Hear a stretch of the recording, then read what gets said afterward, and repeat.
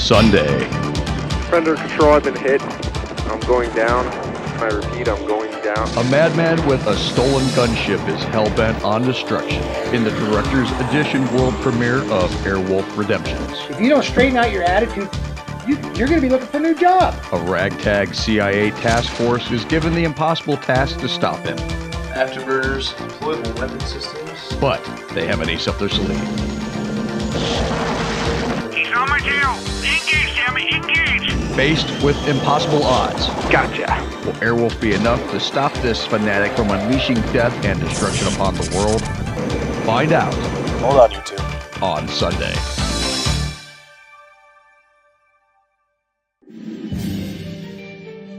The views and opinions expressed on the SKO radio network are those of the hosts, guests, and callers, and are not necessarily those of this station, its management, or other hosts or advertisers. The shows found on the SKO radio network will promote any lifestyle, belief, religion, political affiliation, or other personal practice. These shows are for entertainment purposes only and are not intended to treat, diagnose, and or claim any cure of disease or condition.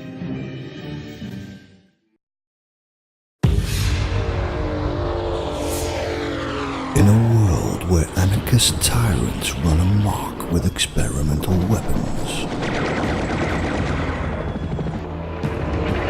I'm going down. only one team has the courage to face them.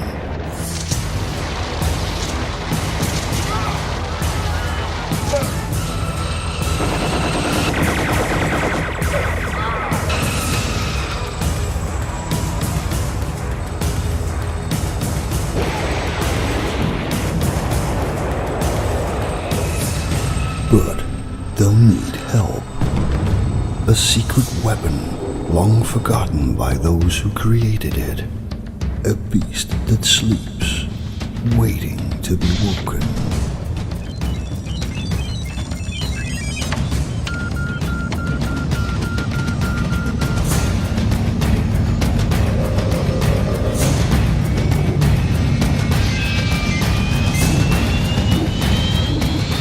Soon, the beast will come back to life with a vengeance. What the hell? He's on my tail! Engage, damn it, engage! You're still a stubborn ass, Chase. Taxi off the runway and kill your engine. Your deaths will go to serve a far greater purpose than you could possibly imagine.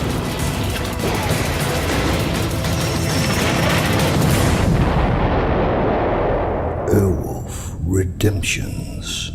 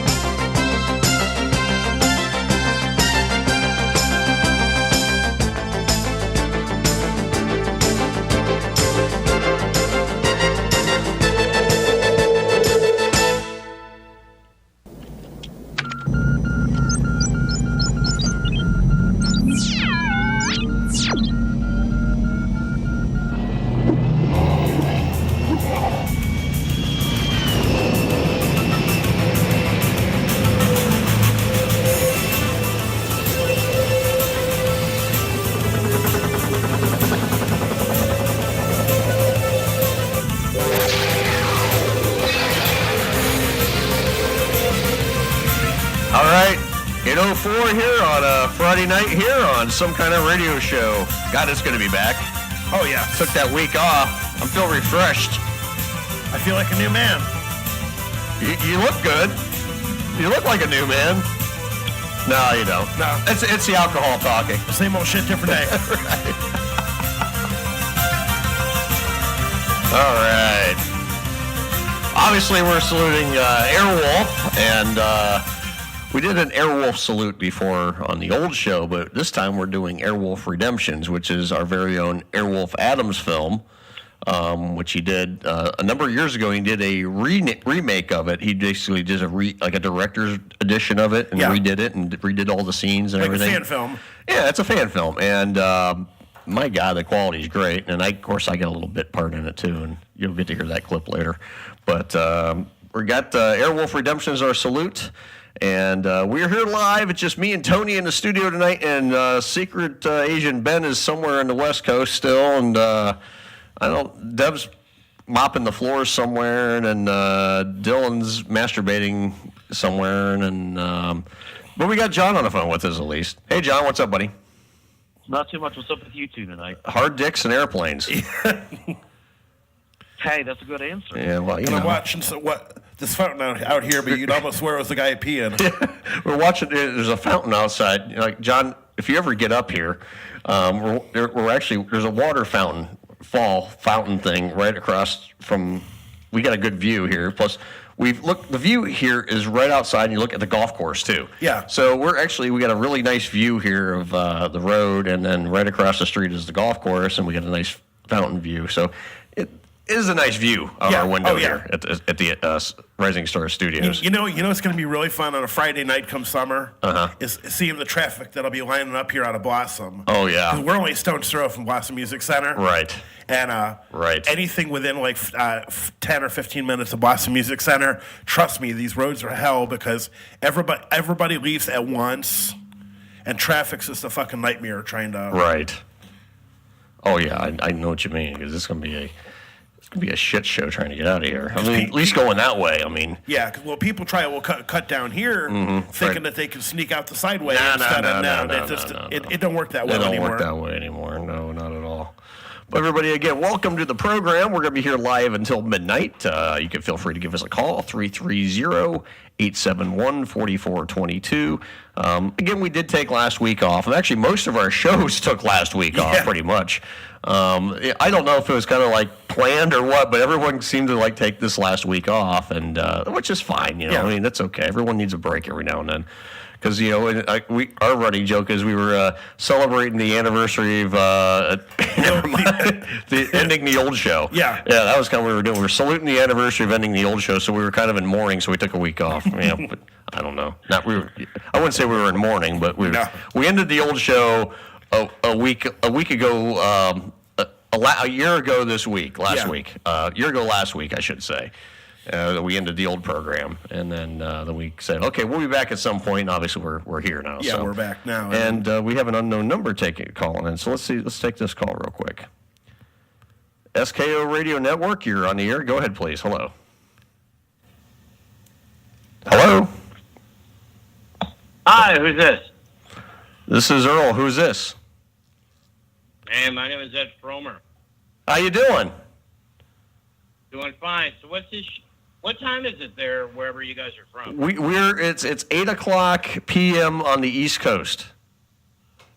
So it's 10 after 5 here on the West Coast.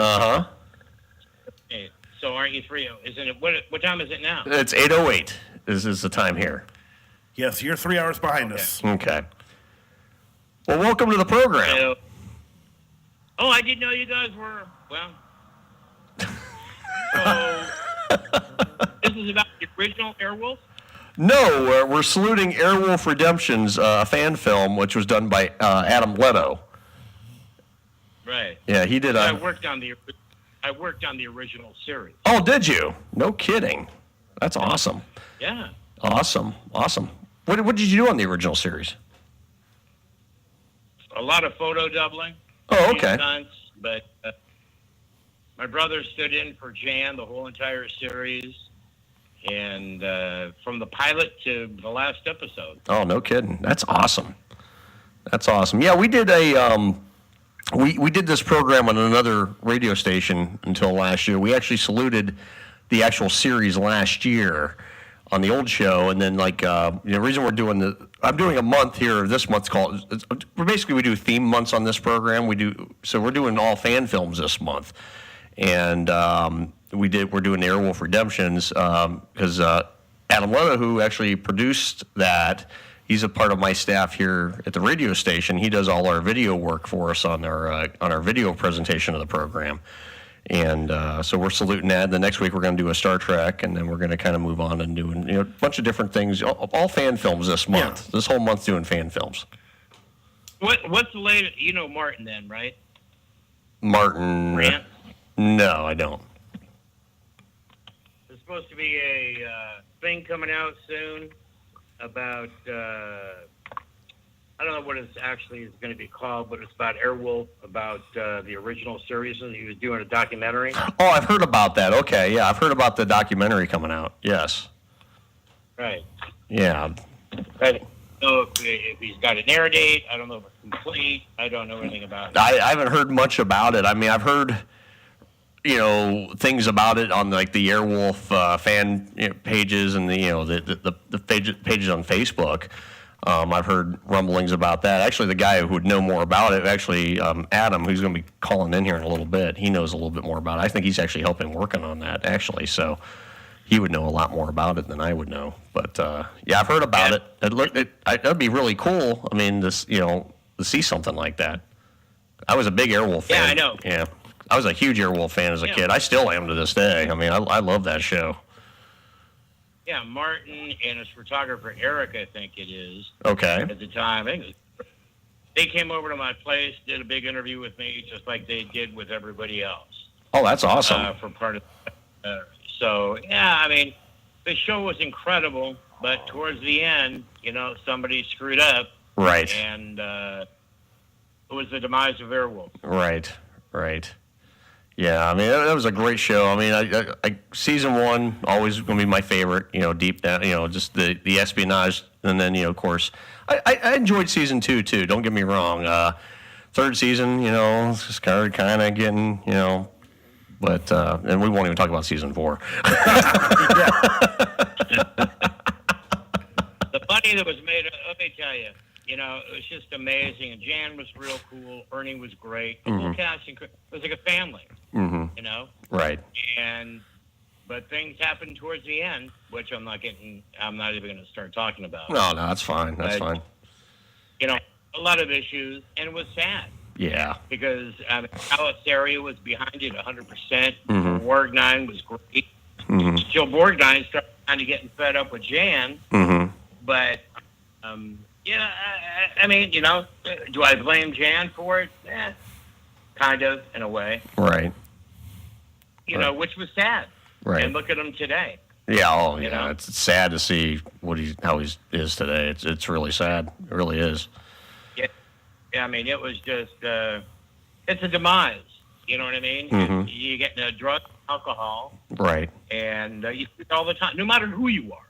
It doesn't matter that it's anybody. Oh, no doubt. No doubt.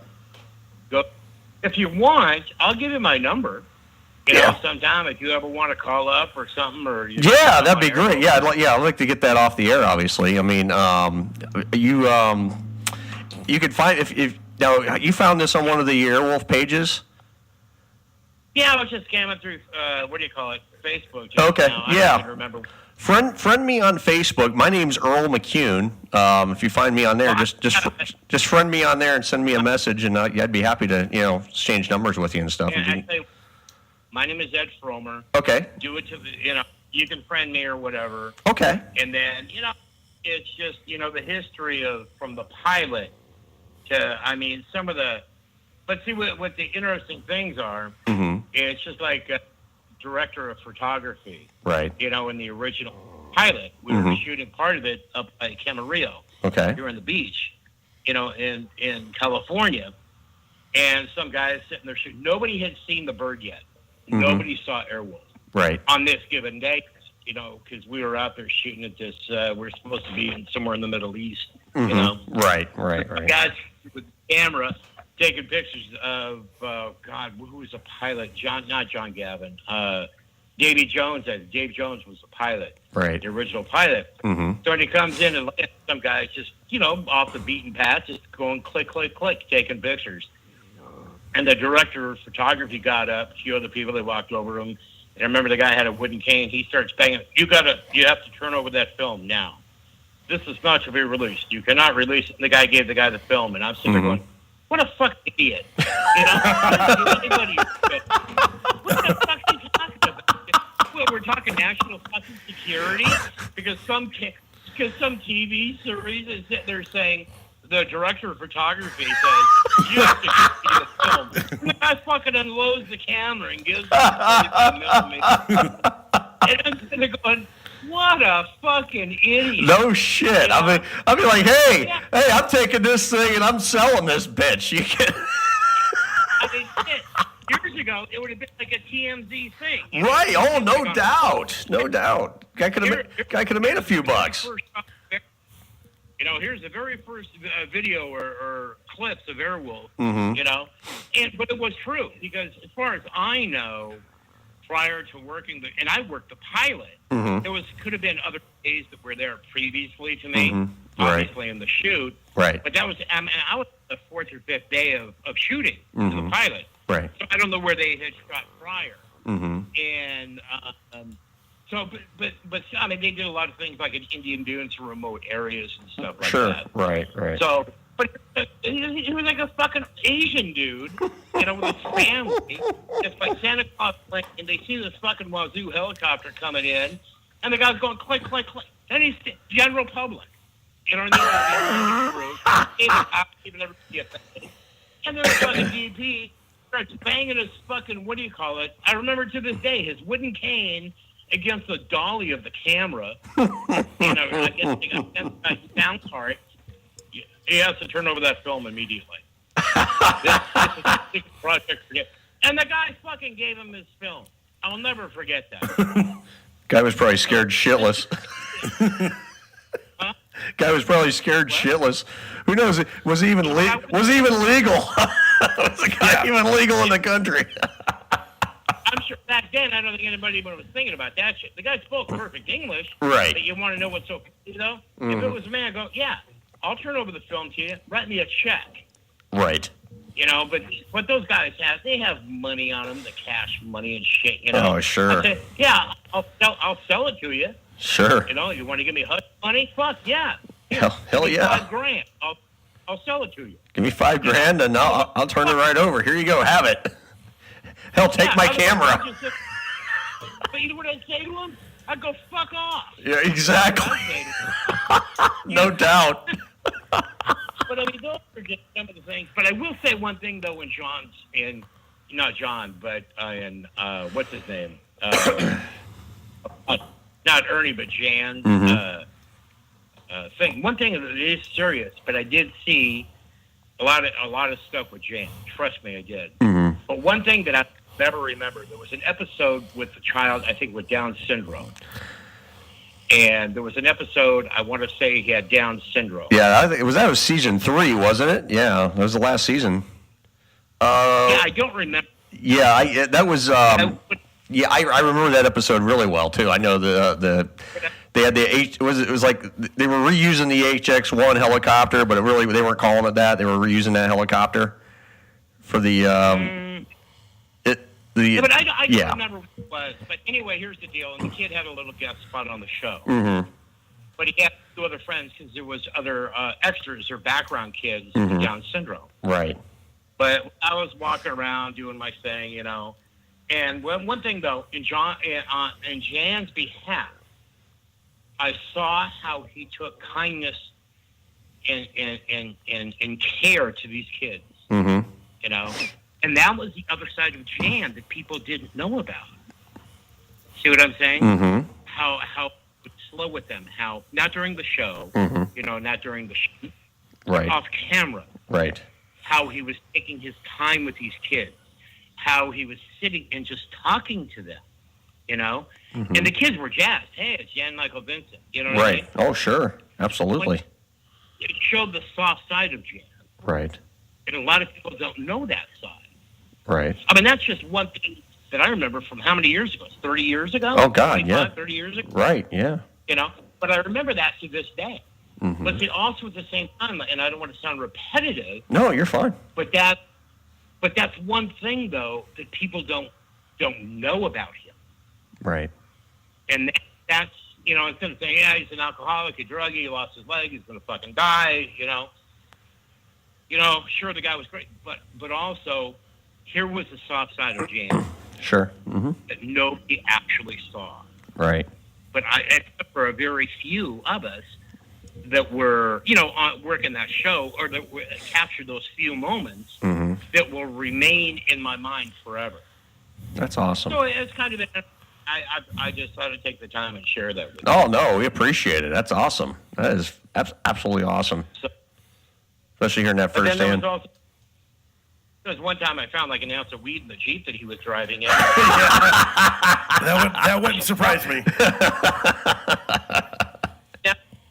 Now we're not. This is not on the air now, right? This is live right now. We're live. Oh shit, we're on the radio now. Mm-hmm. We're live. Yeah. But I'll tell you, there was a lady that I was working with. We're on the back lot of Universal, and he has a military Jeep that Jan drives up in. Mm-hmm. Right. Right. Well, what happened is the person that's standing next to me looks up, sees something sticking out from the passenger seat of the Jeep, and pulls it up and shows it to him. It's like a friggin' ounce of weed. You know, and I open it. At first, I thought it was like parsley or, you know what I mean? Right. Because you don't think you're going to find that there. Right. You know, you just don't. Right. So I took it, I opened it up, the baggie thing, and it was 100% weed, all right. So I rolled it back up and I put it back in the Jeep. He goes, I don't want it.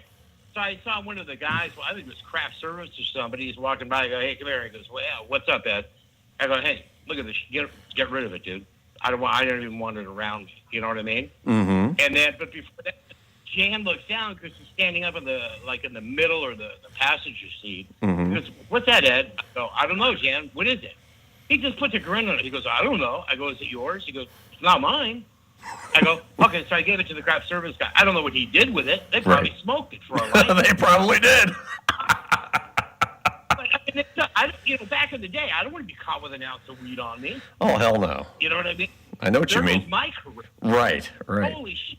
You know, so it was just, but so many, the Catalina days mm-hmm. when we shot Catalina mm-hmm. and 14 and a half hours of golden time. Oh, sure. A check every, you know. Right.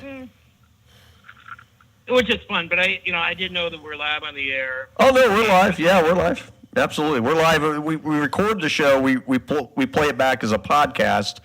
Like we're live. We're streaming live right now. And then, like I said, we record it. I put two versions of this show out in a podcast form. We do the uninterrupted show. I threw it on my YouTube channel, and it's just we put a video background on it. We just have the audio. Then we do a video version of it where I got cameras in the studio, and then during the breaks, whatever we salute, we play the clips of whatever we're saluting during the breaks, and we'll have clips of the fan film we're doing this week, Airwolf Redemptions, on, and then we do like a whole TV show version of it too. Right, now, because I got a million things I got to do. But, however, I think I'll leave you on this note. Okay. I don't know where you're listening, how many people you have listened to the show. It could be one, it could be a million. Don't know. Right. Even though what had happened to the show was sad at the end. Oh, yes. And I think everybody and I'm not going to point fingers at anybody. I mean, I was there mm-hmm. sometimes 4 days a week, 5 days a week for years. Right. On the show. And back in those days, even today, it's political. It's all relative, if you catch my drift, mm-hmm. how I was able to work the show. Right. But once again, I just want to reiterate that the Jan on the show, and I'll say the first 2 seasons, it was always very kind. Mm-hmm. It was always very kind to the fans, mm-hmm. just like Ernie. It was great. They mm-hmm. would take pictures with people. Right. Things like jokes if there was time available. Right. But I just want to reiterate, though, that with Jan seeing him, because now it makes me remember how he was with those kids with Down syndrome. Right.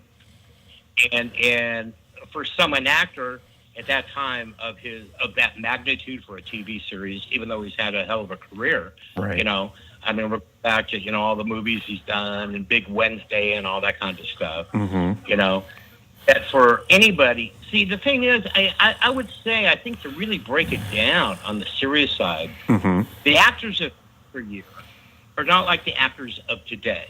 Right. I was in the motion picture business my entire life. When I was 6 weeks old, I played Sophia Loren's baby when I was 8 weeks old in a movie called Desire Under the Elms. No kidding. With Sophia Loren of Eyes, yeah. Okay. And the reason for that was because my father was a very well-known character actor, but also later in years, he went over and moved over into PR for actors and stuff. Right. The director, I think, or the producer, I mean, the story goes, his name was Don Hartman. He says, "Hey, Benny," he goes, "Hey, I heard you had a son." He goes, "Yeah. How old is he?" He goes, 6 weeks old. Let's get him in the movie. Hey, he's going to be Sophia's baby in the movie. That's pretty cool. So I worked all these shows, and the last show that I had worked was Pretty Woman, where I wound up with Jason Alexander. And Gary Martin carried me throughout the whole motion picture so I could go ahead obtain my health insurance through Scratchers Guild / Blue Cross. Right. But the actors of yesteryear are not like the actors of today. Right. It's all about money, glitz, and, you know, it's all bullshit type stuff. Right. You know? Right. Oh yeah. But the big thing is, though, I don't think, you know, I'm not talking about a photo op opportunity for TMZ or to promote a movie, but I'm just talking in general off camera, and I'm not getting kudos for this or anything like that. Okay. But I remember that time with, like I had, you know, brought up about Jan being taking his time with these kids with Down syndrome. That's wonderful. That's wonderful. See, I don't think you would see that in most of today's celebrities. Oh God, no, not really. No, you're absolutely right. You wouldn't. They've all got. No, I think most of them all have bodyguards. They have their groupie type people. You know, just like what's his name? Who's that little shit singer kid? What's his name? Justin Bieber. He's got 20 people on roll to make him look all bad and everything. You know what I mean? Right. Oh, I know what you mean. Yeah, he's got his entourage. Yeah. Oh, I know what you mean. Yep. But why didn't you see celebrities doing this years ago? I think they were a lot more grounded, down to earth back then. I mean, today it's, you know, today's whole thing, you know, it was the social media and the paparazzi and everything. And, you know, I think a lot of them want their space, so they get these entourages around. Keep them away from me. But, you know, they also got these groupies, and they're like, oh, let's get your flash and your glitz and your glam and all that, and they want to show how big their bankroll is, basically. You know, I got a wad here of hundreds. You know, okay, let's go party or whatever. I mean, you're right. I think it was a different time back then too. I mean, 30 years ago. What? And then you can even further it and say, is it society, or is this just one part of the way that the world has changed? You know, the way the public. Could be a little bit of both. You know, it's the way society sees people, and then, you know, just the fact that things have changed. And plus, you know, really, if you think about it, I mean, how scary is this world too? I mean, to be a celebrity, I mean, you're going to get mugged by everybody, you know, if you're recognized at all. I mean, it's a different. I think you're a combination of both from what you're saying. I think they're both right. But see, here something makes me think back too. When I used to go with my dad to Vegas, you know, all the time when I was a kid, and he was. I had a very fortunate upbringing.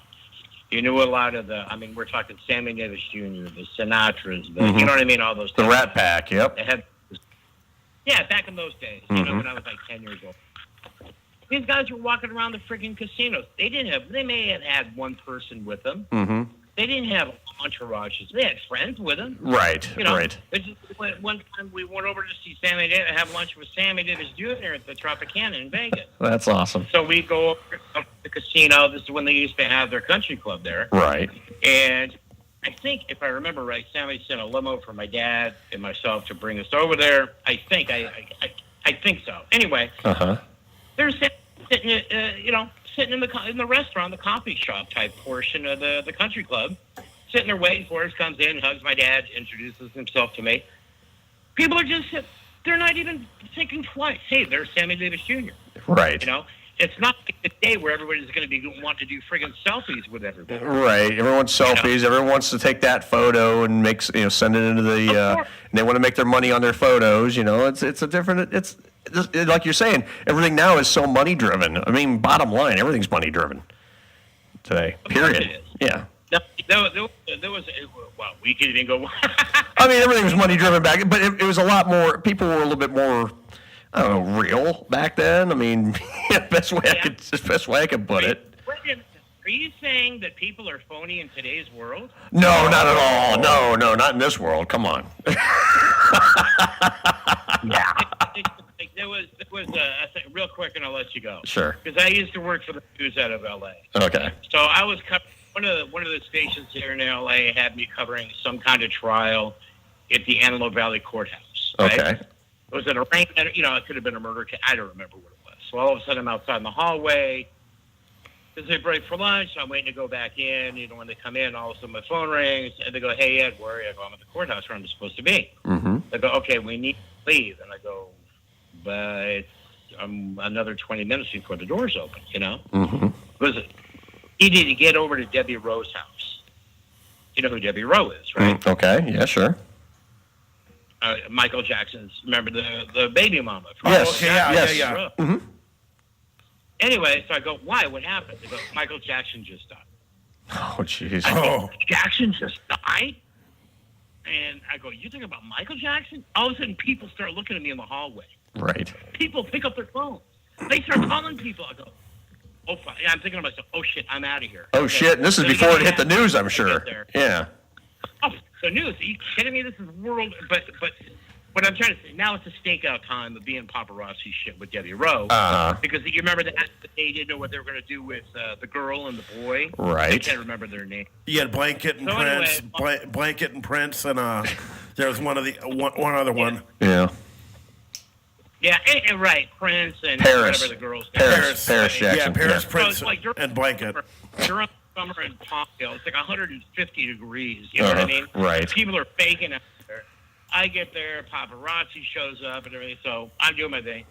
She calls the cops on me. Unfortunately, she didn't know the cops know me. She tells them that I trespassed, went in her garage, and was looking through her paperwork and doing video of her boxes and shit. Oh, God. So that one got put away real quick once I said, I don't do this and I don't have to, but just to show you what a liar she is, I replayed the video for the cops.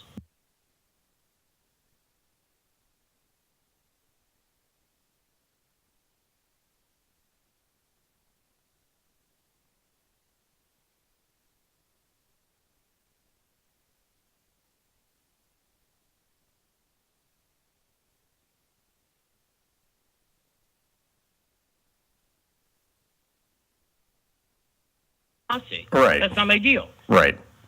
So I call one of the stations thinking, is there money to be made here? So all of a sudden, they go ask, if you see her, ask her if she's going to fight for the kids for custody. Mm-hmm. Ask her what she's about the kids. Right. So I give my daughter, so I think twice. I go, how am I going to get, there must have been 50 to 100 paparazzi guys out there. Oh, sure. I believe it. So I think you got to be smarter than the average bear. Mm-hmm. So I go ahead, grab a pen from somebody and a piece of paper. So I go, hey, do me a favor. She goes, yeah. I go, when this lady comes out, blonde hair, she's kind of large. I found out what she's wearing, this blue shirt, blah, blah, blah. When she comes out and say, hey, Debbie, can I get your autograph? So now I have the stage set for her to pause. Right. See what I'm saying? Mm-hmm. Well, what happens is one of the paparazzi, you may remember this, and then I'm going to get out of here. Okay. Thank you for having me on your show. Oh, no. Margaritas and your chips and salsa are fantastic. So then, anyway, So what happens is she's walking out. The paparazzi just fucking go ape shit, right? But one of the paparazzi guys behind me pushes me into Debbie Rowe. I mean, it was like shoulder-to-shoulder contact. It was like nothing. You know what I mean? Right. And then she starts going off on me. Don't you fucking touch me and blah, blah, blah. Point your finger right up my nose. Oh, Jesus. She's like, I mean, listen, look it up on YouTube. I'll have to look that up. Oh, yeah. I'll have to look that shit up. Yeah, definitely. I'm telling you, it's on YouTube. I'll find it. Even Yeah. see the video. I'll find it. It's just me. So, and then getting back to it, the last thing I ever did in movies was 1989 on Pretty Woman, where I doubled Jason Alexander, the guy that played Stucky, Richard Gere's attorney. I remember that movie very well. I remember him. I got to get out of here. Now, I'll be sending my contract later because I charge $450 a minute. Sure, okay. And thank you very much. Thank you for calling. We appreciate it.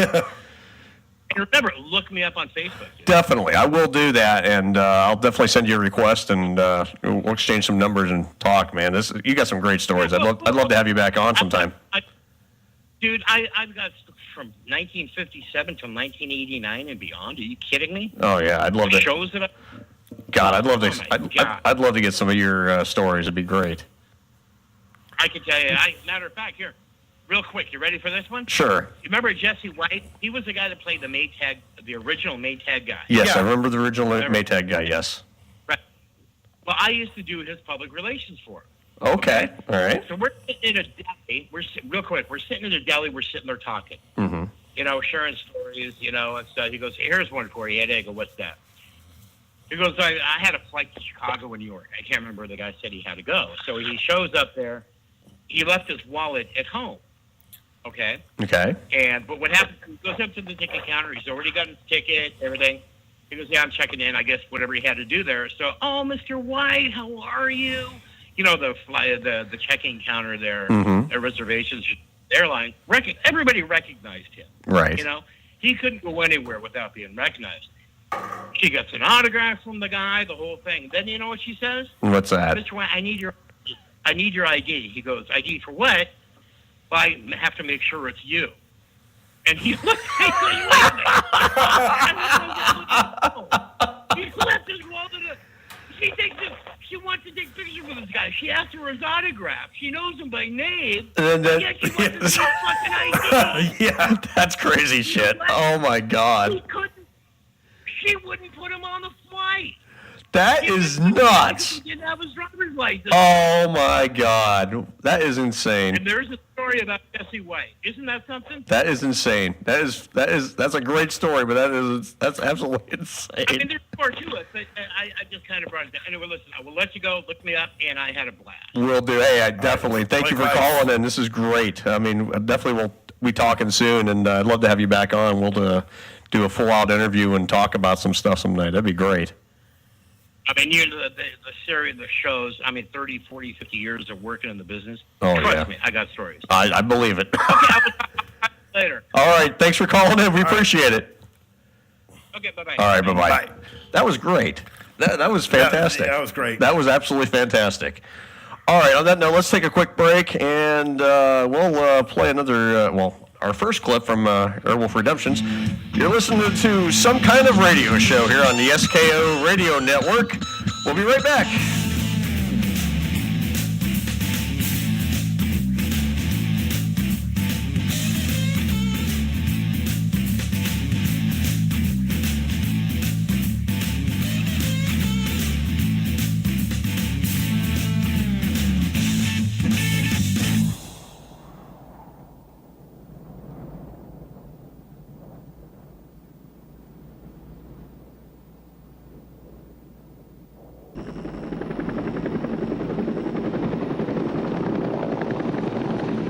Charlie Victor 1, this is Charlie Victor 2, target is in sight, radar shows ground contact, we're in the green.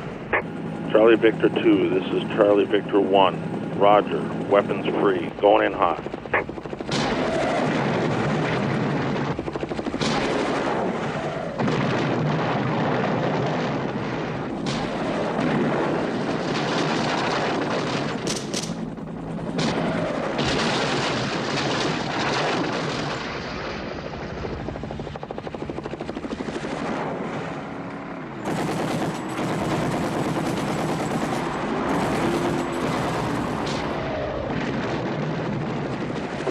come back around for second round. Roger, be advised, we've got a bogey on radar approaching from the southwest. IFF doesn't identify it as a friendly.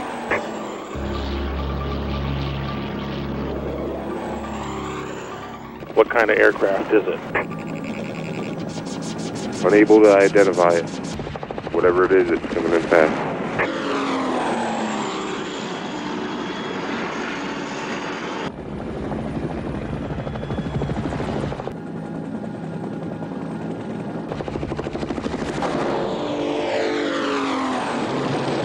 Whatever it is, it don't look friendly. Don't fire unless...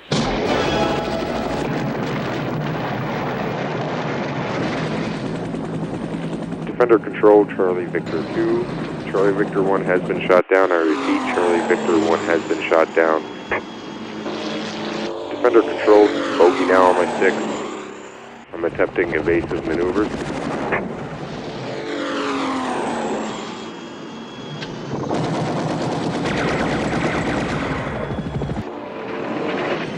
Defender control, I've been hit. I'm going down. I repeat, I'm going down.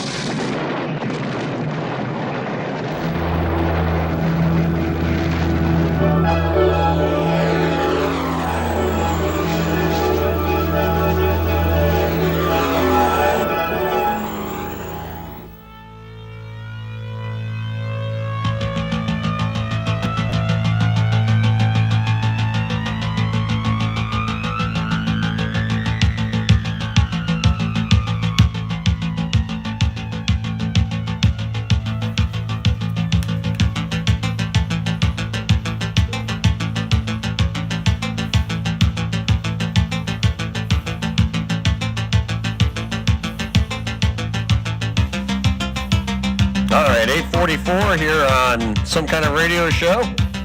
We're back here tonight saluting our fan film month. Our first fan film of the month is Airwolf Redemptions. Great little fan film, if I do say so myself. I had a little brief part in at the end. Yeah. No wonder why you like it. I loved it anyway. Before he ever did the director's cut, I reached out to Adam. That's how I actually introduced myself to Adam. I was like, hey, if you ever need, if you ever want to do a sequel, I'm in, man. Because sign me up. Sign me up. I'd love to do it. It was great. No, Airwolf Redemption is great. Great. I mean, he took a lot of time. He put this story together, and it's a great film. It's a great story. Adam does a great job. As the lead character, he plays the lead character of Chase Taggart of Task Force 141 for the CIA, and they go in and retrieve Airwolf. Matter of fact, we'll have a link on our YouTube channel. Basically, when we post the shows on YouTube, the audio and the video version, we'll put links to watch the movie if anyone wants to check it out, because it's a great film, very enjoyable, and there's some funny moments in it too. I mean, there's you get that little bit of humor in it, and you get the seriousness of it. I mean, you got a little bit of everything with it. It's a good fun film and really enjoyable. And of course, I like it. I got a little bit part in it. Plus, we know Adam. Adam's a good guy. He does a lot of good work for us here at the station and the show. And if you can, if you see the work he does with us for Scores TV, I mean, you see what he put for a full Airwolf fan film. Yeah. He does some fantastic stuff. So. All right, well, it's 8:46. If you want to call in and join us on the air for the program, number is 330-871-4422. And before I forget, our tonight's show is brought to you by M. Haig Photography. Tonight's, actually, he's our sponsor for the program now. We do have a sponsor. How about that? Yeah, how about that? Yeah, and, if you want to check out, if you need any family photos done or just... he does a lot of stuff outdoors. He does, professional shots, whatever you need done, baby photos, whatever. I mean, he does a great job. You can contact him. He has a phone number at 330-430-9747, or you can email him at mhegphoto@gmail.com. So that's Mheg Photography, and they do a lot of he has a website too. I'm going to read that off too. It's one of them Wix sites. It's www.mhegphoto.wixsite.com/my site, and you can see his photos and all his work on there. But Mike does a great job. He's going to be doing our photos here for the station for us here in about a week. So we're looking forward to picture day here at the station. So, yeah, definitely check out M. Haig Photography. We're going to have a thing on the website here real soon with links to his website and all that. So, but hell of a nice guy, hell of a photographer. Does some great work, great pricing. I mean, give him a call. If you need some photos done, does some great work. So definitely check him out. All right. Well, we're back. It's 8:48. We are taking calls live. Again, 330-871-4422. You can join us live. So, Father John, what is going on with you tonight in your neck of the woods? Not a damn thing. Not a damn thing. That's exciting. You're not even drinking tonight. What? You ill? Well, I got a little bit of heartburn, so no beer for me. Well, you should try a laxative or a good something. You need. I think you just need an enema, John. That might be your problem. Alka-Seltzer dissolves. No, I think Alka-Seltzer dissolves in vodka pretty easily. Yeah. Just put some Alka-Seltzer and some vodka. You'll be fine. Not a bad idea, Tony. Not a bad idea whatsoever. Yeah. You ever known him to have a bad idea? If you're known Tony to really... I'm keeping busy with the ladies around here, so... Yeah. And you only got about another week that a Morgantown's going to be rocking because summer break's coming up. Yeah. Yeah, actually, finals weekend's this week. Graduation is Mother's Day, next Sunday after next. Yeah, that's what I'm kind of looking forward up here at Kent State. It's, today's the quote-unquote Star Wars Day. May the 4th be with you. Right. And then tomorrow, Cinco de Mayo. A lot of people actually wrote in and asked me, why the hell aren't we saluting Star Wars? I was like, because I'm not a fucking Star Wars fan. Yeah. So that's the reason we're not doing it. I'm a way bigger Star Trek fan. I'm a Trekkie, okay? I'm a Trekkie, whatever. I'm a Star Trek fan. I'm not a Star Wars fan. So, I mean, don't get me wrong. I have no dislike to Star Wars, but I'm not a fan. I don't get me wrong. I don't dislike the series. I don't dislike the films. I just don't get into it. Yeah. I just can't. I'm not one of those like, oh my God, the next Star Wars movie's coming out. I got to go see it. I mean, that's just not me. I never could get into it that much. And I think, what was it, the TV show The Office, they had the skit they were doing like Cinco de Cuatro or something like that. Cinco de Cuatro. That's what they called it or something. And Airwolf Adam's joining us right now. Hey now. And Airwolf Adam is with us, the star of Airwolf Redemptions. Oh, my. Oh, my. Oh, my. Adam Leno, better known in the Airwolf, on this show as Airwolf Adam. On the movie Airwolf Redemption, he played the character of Mr. Chase Taggart. That's right. Hey, Adam, we never really talked much about this before. Tell us a little bit about Chase Taggart. I mean, who is this guy? I mean, tell us what makes him tick. That's a really good question. I'm throwing all the zingers at you. Yeah, you are. This just came out of left field right now since I just called in. So, good job, Earl. Sorry, man. I'm just trying to get into the whole spirit of it. Oh, I understand. I never really thought much about the character development so far, as it was supposed to be just a one-off. Right. But if you recall from the original version, he kind of had a distrust of the female. Yeah. Right. Yeah, he didn't like. I tried to limit that considerably in the director's cut because I'm just like, he kind of sounds like a super misogynistic bastard that nobody would want to sleep with. So. Right. So that's why I cut a lot of that out of the director's edition and kind of, that's hence a lot of the voiceovers this time around. So right. At least he wasn't gay. Yeah. I don't think you could pay me to play that guy. No, I don't think I don't think we could pay you enough for that one either. I don't think there's enough money.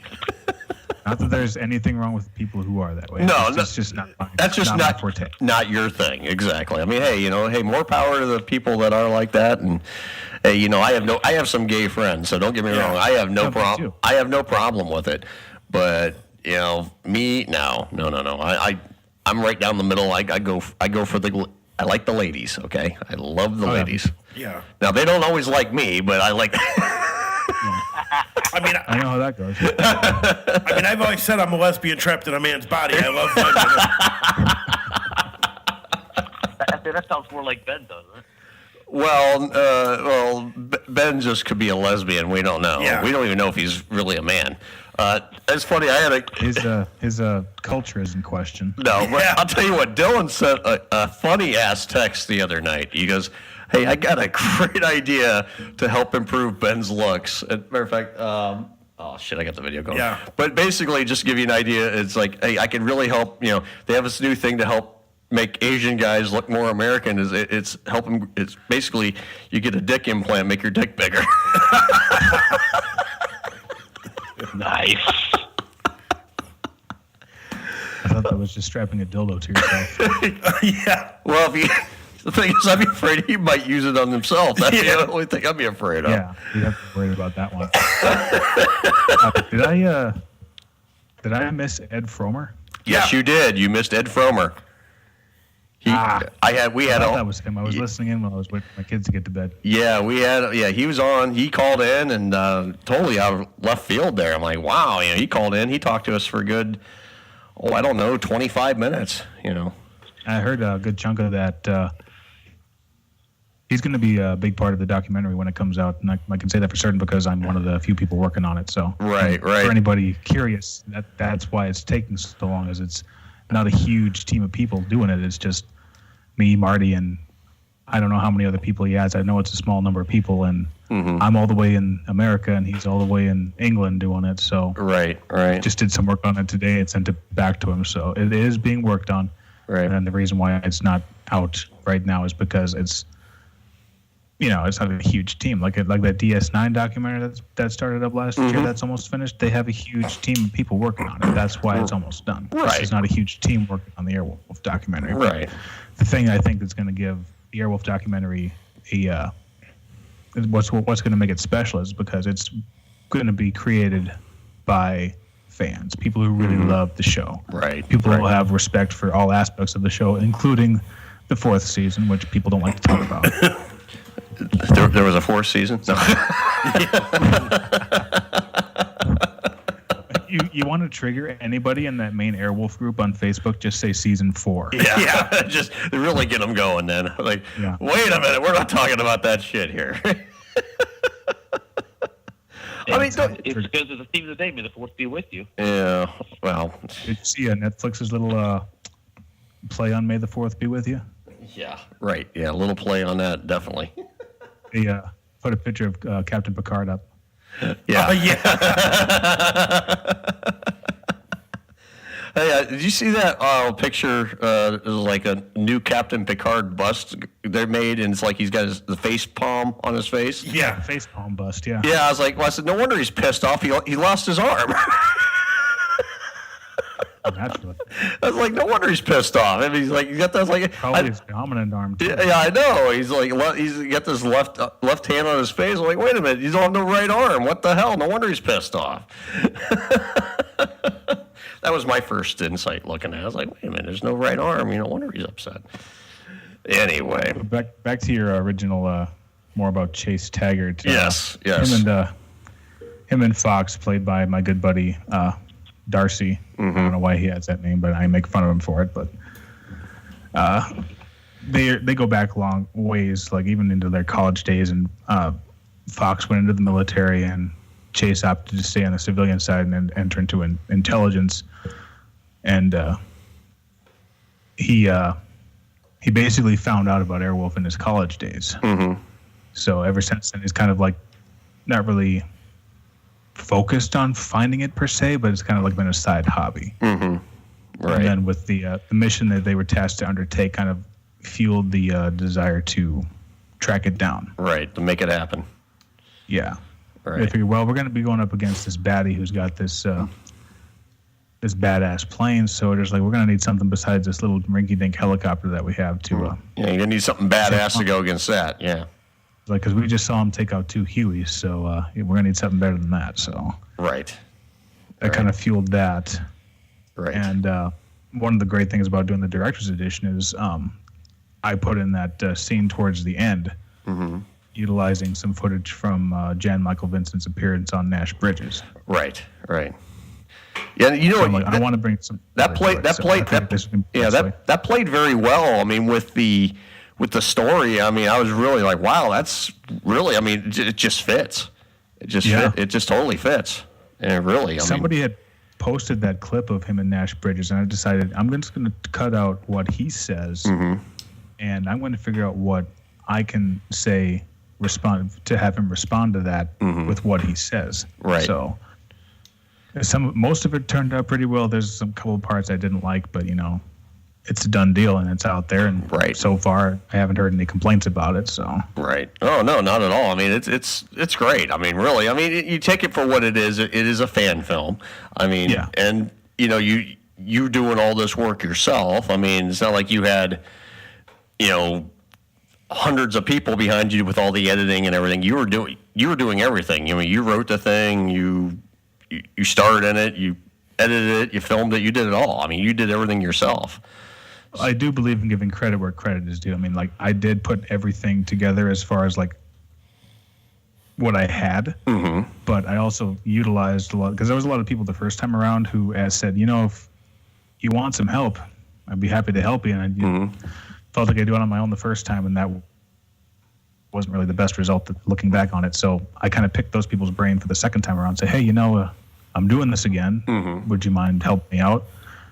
And they were very gracious. A lot of the general look of the effects, I'm going to credit to his name is Eric Shepard.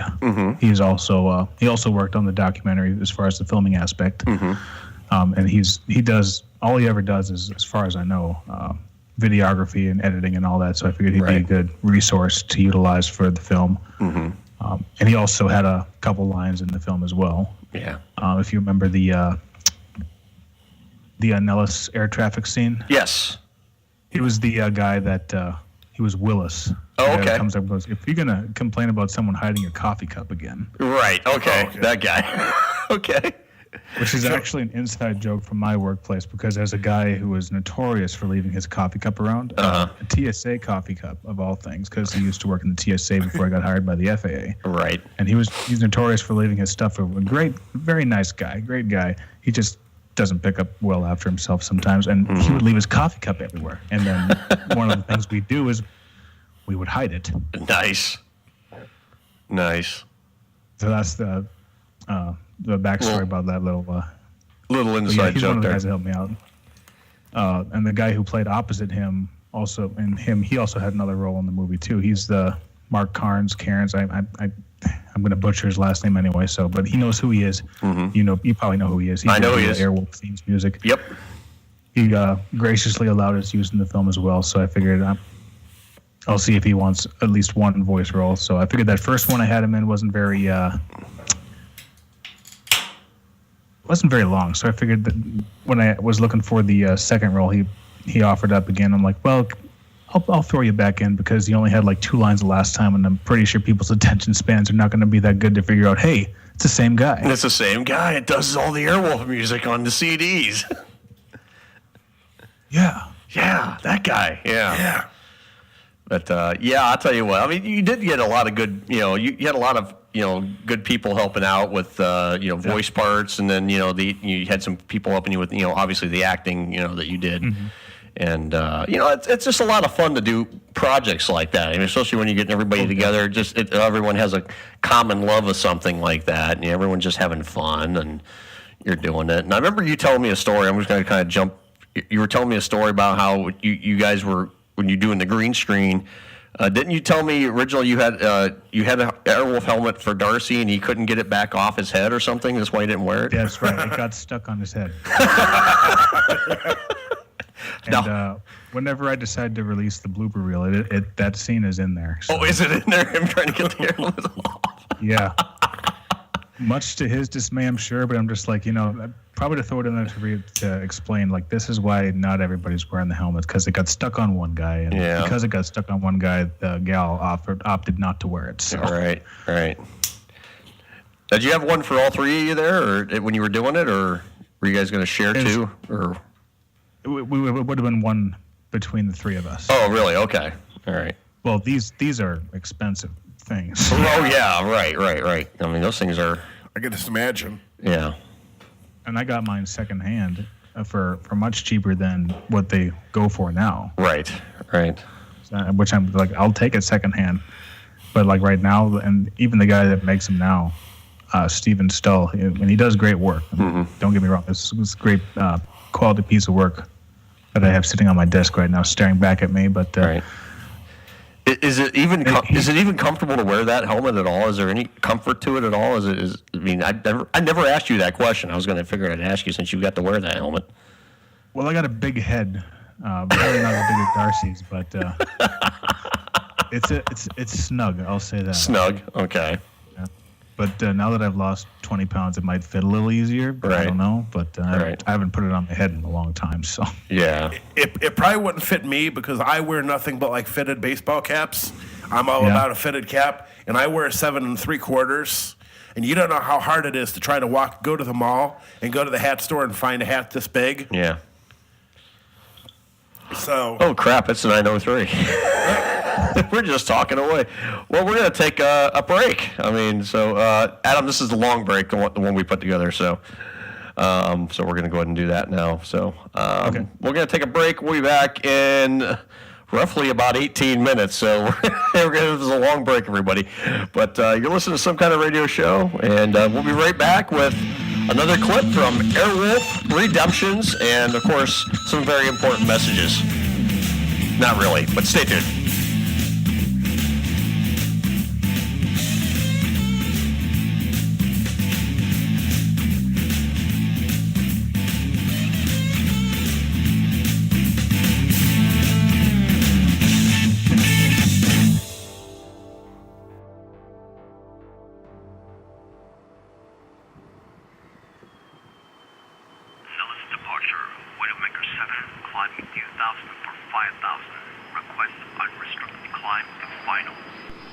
Widowmaker 7, Nellis departure. Radar contact. Unrestricted climb to flight level 310 is approved. Cleared. Direct Moose Jaw. Direct Moose Jaw. Climbing unrestricted to 310. Thank you, Widowmaker 7. Authorized departure. Medevac 856 Mike Bravo off runway 7 right. Bonus heading over 4 departure. Climb to 700 for 5 now. Medevac 856 Mike Bravo, Nellis approach. You're on the wrong frequency.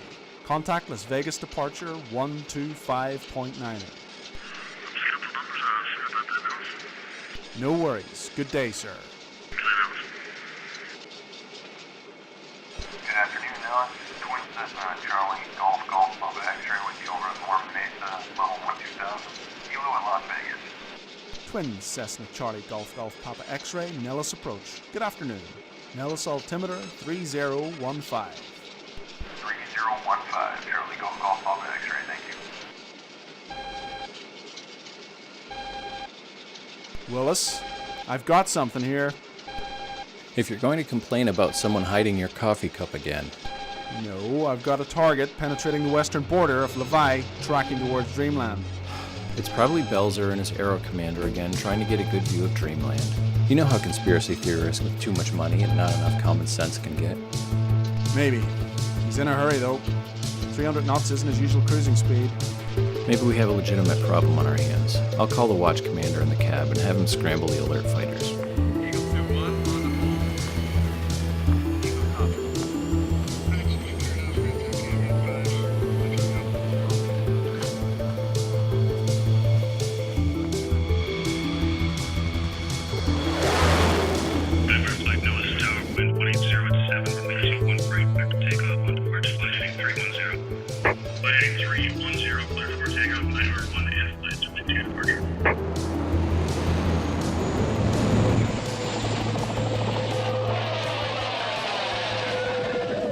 Well, I think I familiarize myself as much as I can with this manual. For now, I've got the basic gist of how to work most of this stuff back here. In that case, can you give me an approach scan so we can see what kind of targets we got at our disposal?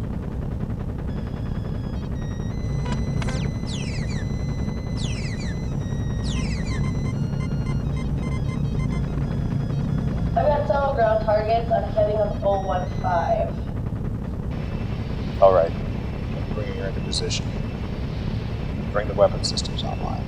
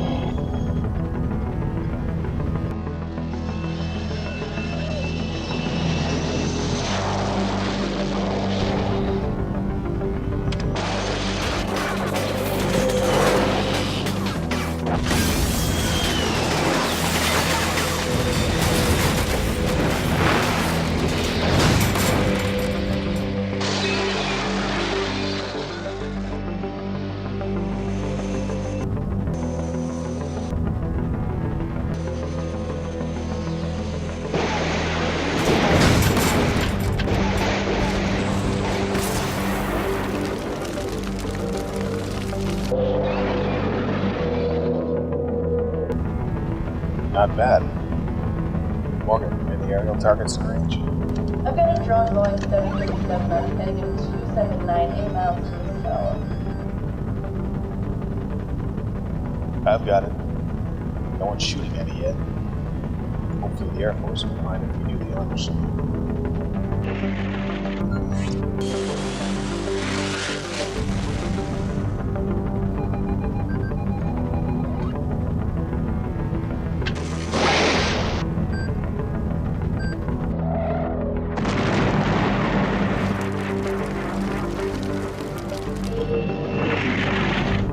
Nice. You want to give some of these ground targets a try?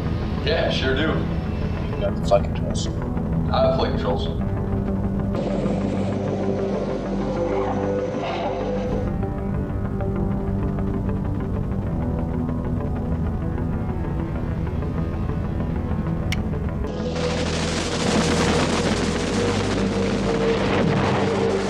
Awesome. Any aerial targets in the area? I don't think these are the types you can shoot down. What are they? Hold on, I'm gonna try running an ID scan.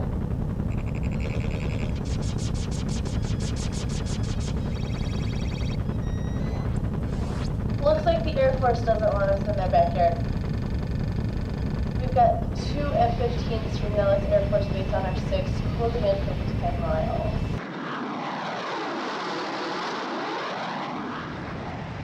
Attention unknown aircraft squawking 1200 heading 035. You're in restricted airspace. This is Nightmare 1 identifiers.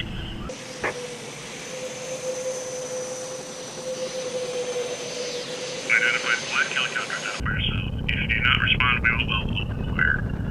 What are we gonna do? We could try telling him it was a navigational error. That's the oldest trick in the book. Sometimes the oldest things work best. Let's see if you're right. Nightmare 1, this is Ranger 3176 Sierra. I apologize for the intrusion. We are unfamiliar with this area, and nothing around here showed up on our navigational charts. If you'd be willing to escort us out of airspace, we would happily take an expeditious head, and we'll do so. Ranger 76 Sierra, we observed the opening fire on several targets in this area. We would reverse to escort you to Nellis Air Force Base or shoot you down. Those are your only options. Well, then I'd like a third option, considering it sounds like the first two options will wind up in unpleasantness of varying degrees. Nightmare 1, this is Nightmare 2. Is this guy serious? Does he really want us to kill him? I think he's serious, but I doubt he's got a death wish. Besides, look at that chopper. I've never seen anything like it before. And he's tracking towards the dream bed. If it is another one of their secret projects, we're not obliged to stop him or let him go. I'd love to try my hand against one of their gizmos. Guys? If you're going to talk amongst yourselves, you really should find a better way of scrambling your comms. UHF is just as public as VHF, you know.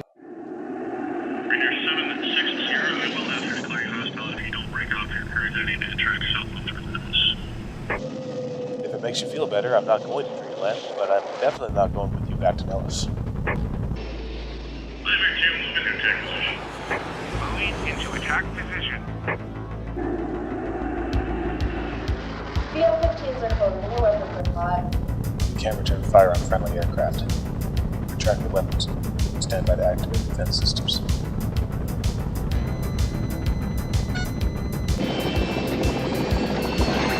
If it didn't fire, how are we going to defend ourselves? You'll see. Hopefully.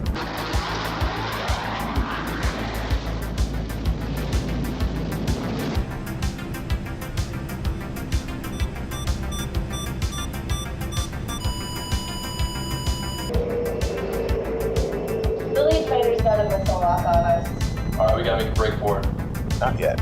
Let's see what this aircraft's capable of.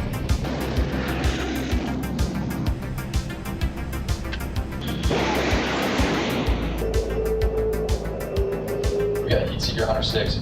Fox raised our suppression. Morgan, grab a decoy. Really thinks that first decoy.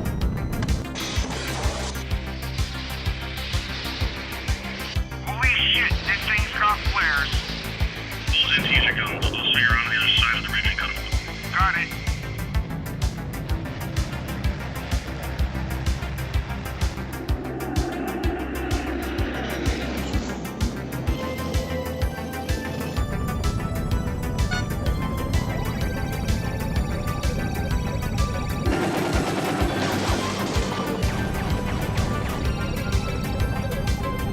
Hold on, you two. What the hell? Did you see that? Gotta be something out of Dreamland, man. No helicopter would never like that. Where did he go?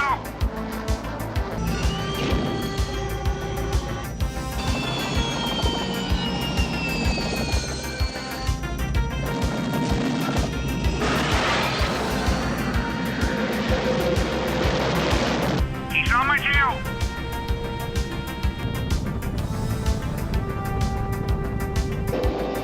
I don't know how, but he's keeping up with me. Engage, damn it, engage!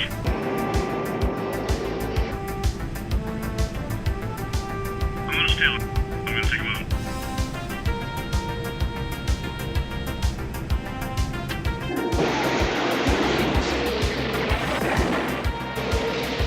Morgan, send one of our sidewinders on decoy. Sidewinder decoy ready.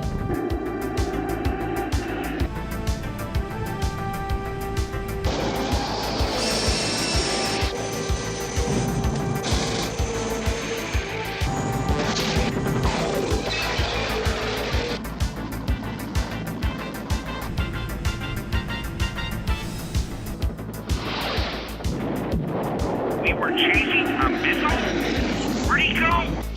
Damn it, really back Dreamland by now. Nightmare Flight, I've lost radar contact on the bogey. Where did he go? I don't believe it myself, so I know you will either, Nellis. But somehow, he's good.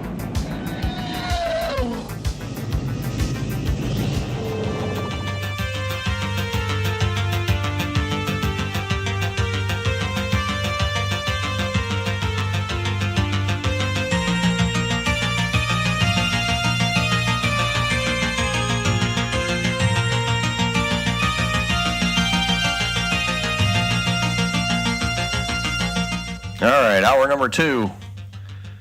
20 after 9. Well, that's a late. It's kind of weird. You know, it was a long break. Yeah. But, you know, it's about 11-minute break, but that's all right.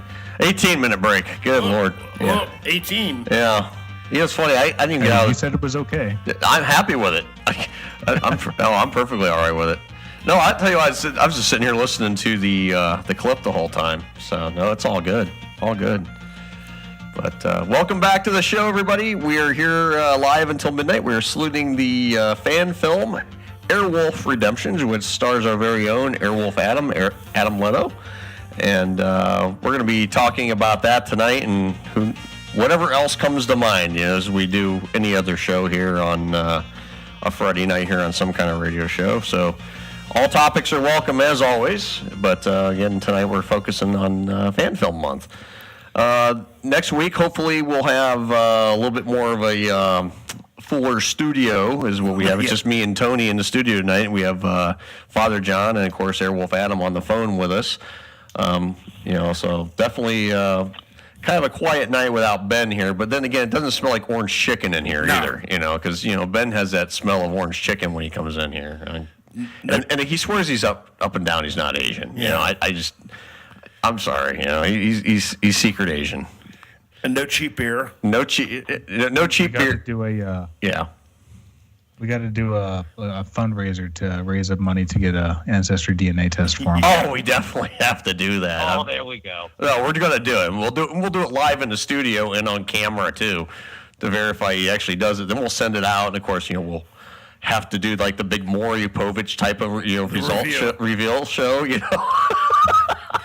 What's like, they have baby gender reveal parties. Ben, you are not the father of yourself. We don't know who your father is. You are not Italian. Yeah. You are, however. Wait a minute. What the hell are you? Remember we were joking about DNA not in file? Yeah. You're not of this planet. Or he's got like broken DNA or something. Oh. Who knows? A broken helix of DNA. Broken helix DNA. I could just see that. I can see it with Ben. Yeah. Yeah, right. Broken condoms while he's here. Oh, Jesus. Wow. Hey, speaking of condoms, did you get what I sent you, Earl? Yes, I saw the big dick thing you sent me. Yeah. Apparently there's this park in South Korea. Mm-hmm. Oh, Ben's Ben's home country. Yeah. And apparently all these statues are of penises. Oh, fantastic. Ben would have a field day there. No, here's another nickname we'll give Ben then. How about Kim Jong-ben? Well, we did that the one night. He was laying. Remember, he looked like Kim Jong-un. He did when he was laying on the couch the one night. Ben Jong-un. Yeah, Ben Jong-un. Adam, you noticed it too. He looked like Kim Jong-un. The resemblance was striking. It was. Yeah. It was quite scary. That's like, do one of those separated at birth type of things. Oh, put the side-by-side photo up. We should have done that. Still can. We still can. Yes, we still can. Oh, we still can. Everything is archived. Ben, we found out who your real father is. It's Kim Jong-un. Kim Jong-un. Your DNA came back as North Korea. Your dad is Rocket Man. Part of the royal family. Oh, Jesus. Anyway, oh my God. Well, we only have 5 minutes till we go to break again, so yeah, that's okay. Oh my God! Tonight's show, we're just going to have some fun, and we're going to poke a little bit of fun at things, and why not Ben? He's not here. No. He's actually in Arizona right now. Yeah, he's in Arizona right now. Last photo I saw on his Facebook, he's at Top Golf in Arizona, and that place is pretty cool. Yeah, he's playing with his balls, which he does that. He does that everywhere. He don't care. He plays his balls everywhere he goes. Is he trying to blend in with the Mexicans? Yeah. I don't know. Possibly. I don't know if he would be accepted in the Mexican community because he looks so Asian. I don't know. I don't know. If you put a mustache, I don't know.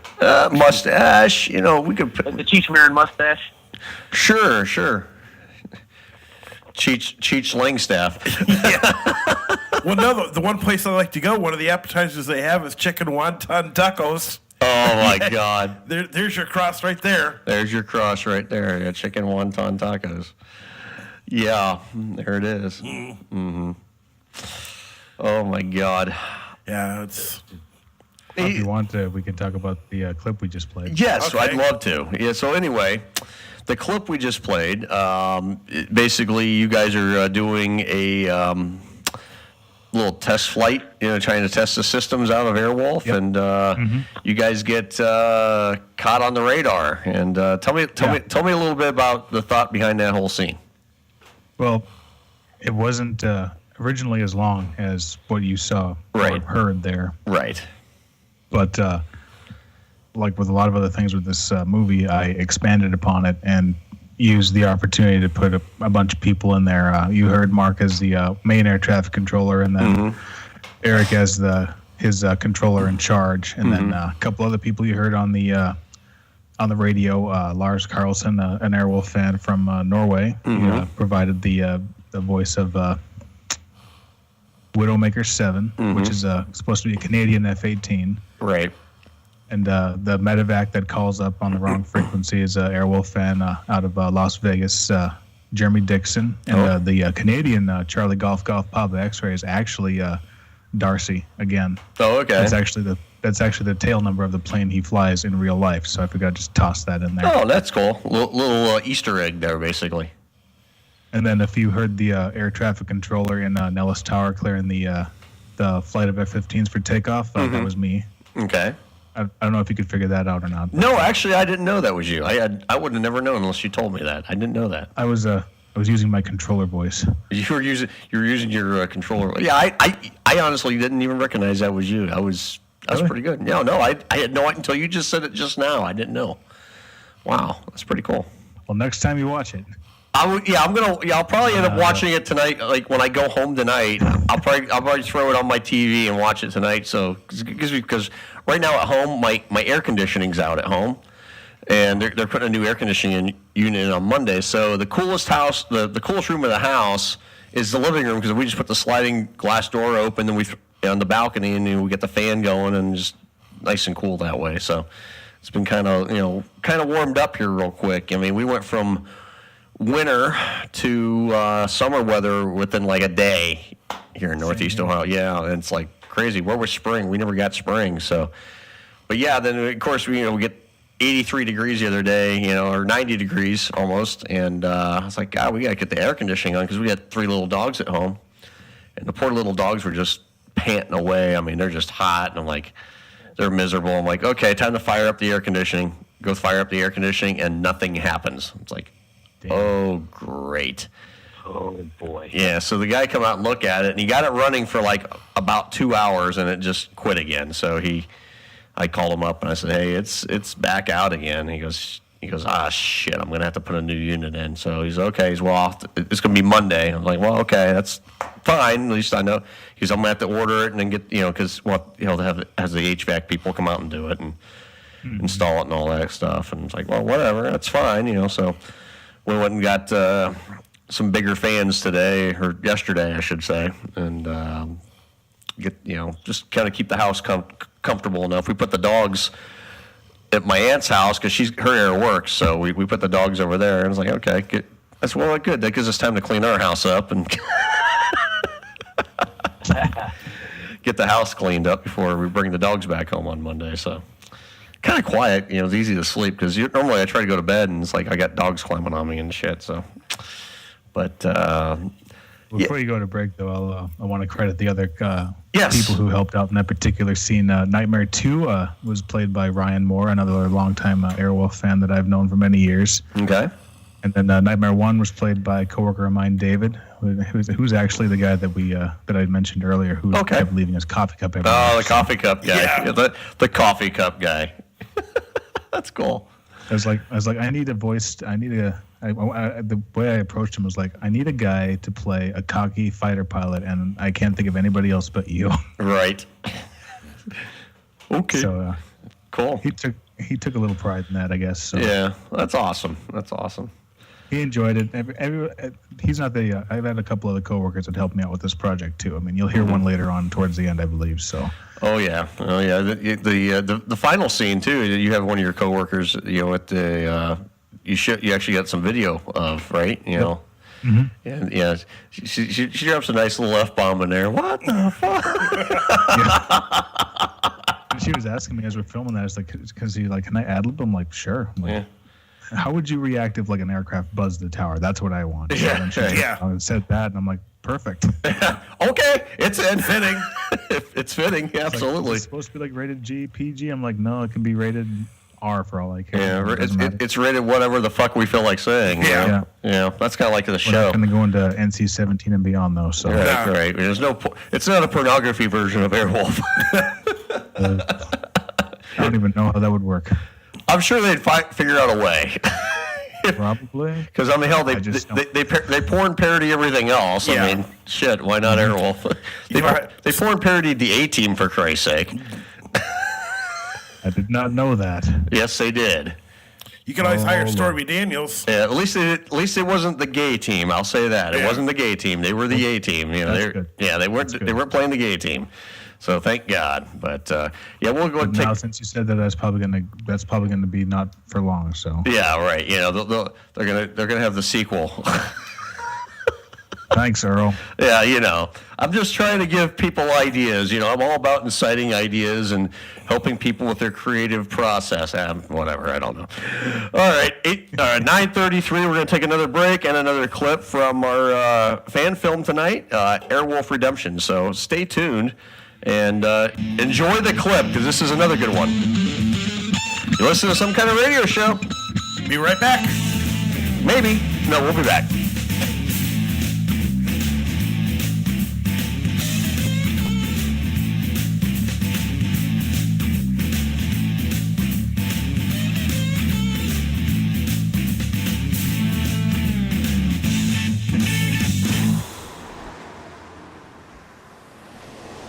And that pretty much sums up the happenings in the Middle East. Good to know. Any word from Task Force 141? Yes, sir. They're on their way back, so they can head out on their mission. How could they be on their way back? I wasn't given the details, sir. You know Chase. He likes to leave stuff out. Ziggy, I know you're in on something. What is it? I don't know what you're talking about, sir. Maybe I'm not making myself clear, mister. You tell me what's going on, or I'll have you reassigned to janitorial duty for the next month. Sir, they found Airwolf. They're going to use it on the mission to take out Gibbons. You've got Airwolf? Where are they? I don't know, sir. They contacted me a little while ago. I'm sure you know where they are. Consider yourself lucky, and I'm not going to ask. We'll just use the tracer from your communication system to find them. Then, the company will have Airwolf back.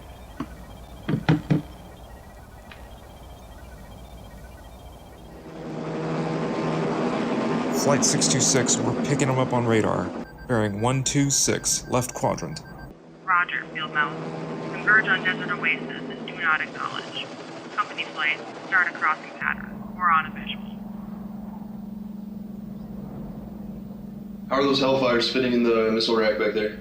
Surprisingly well, considering you pulled them off a damaged Kiowa. Considering the aircraft was here to begin with. I just hope it was still able to work. But I am confused as to why they weren't dismounted from the hard points. Shit, remember that nuclear missile incident back in Minot Air Force Base? Yeah, your point. Well, let's just say the military can, on occasion, miss a few details. How's our fuel now? We've got full tanks. We're ready to go. Then let's do it.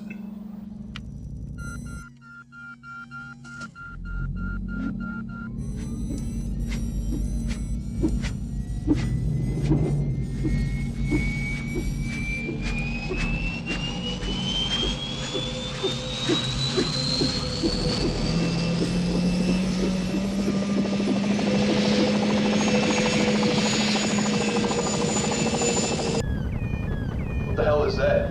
Proximity alarm. We've got a flight of 5 aircraft inbound. I'm running an ID scan.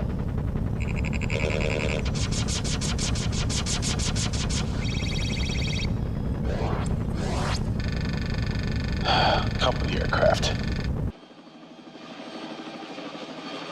Ducati must have found out that we had Airwolf. Ground units, converge on Desert Oasis and execute Directive A56-7W. You've got 141 to Airwolf. Give me an ETA. We're about 15 minutes out. The extraction team is ready to go in case our friends aren't going to come out of the chopper willingly.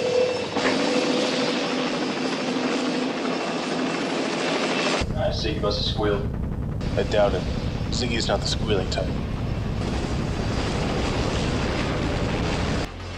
Task Force 141, you've commandeered a top-secret aircraft with unknown intent.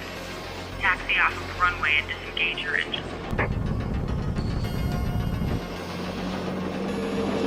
Still the assertive presence page.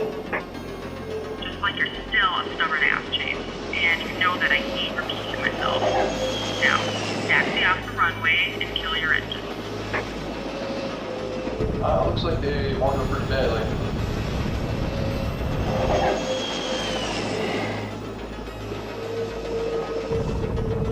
Jericho 3, maintain your altitude. Jericho 2, hold your position. Echo 3.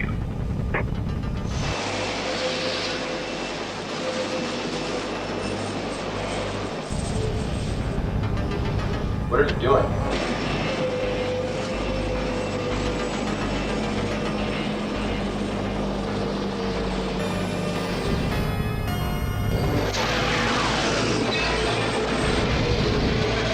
Air units begin pursuit. Ground units, hold position. Target is mobile. Sorry, Paige, but I have my orders, albeit open-ended ones. You just reminded Cotty that he said we should do whatever it took to complete our mission, and this counts as that. Tell him I'll see him when we return.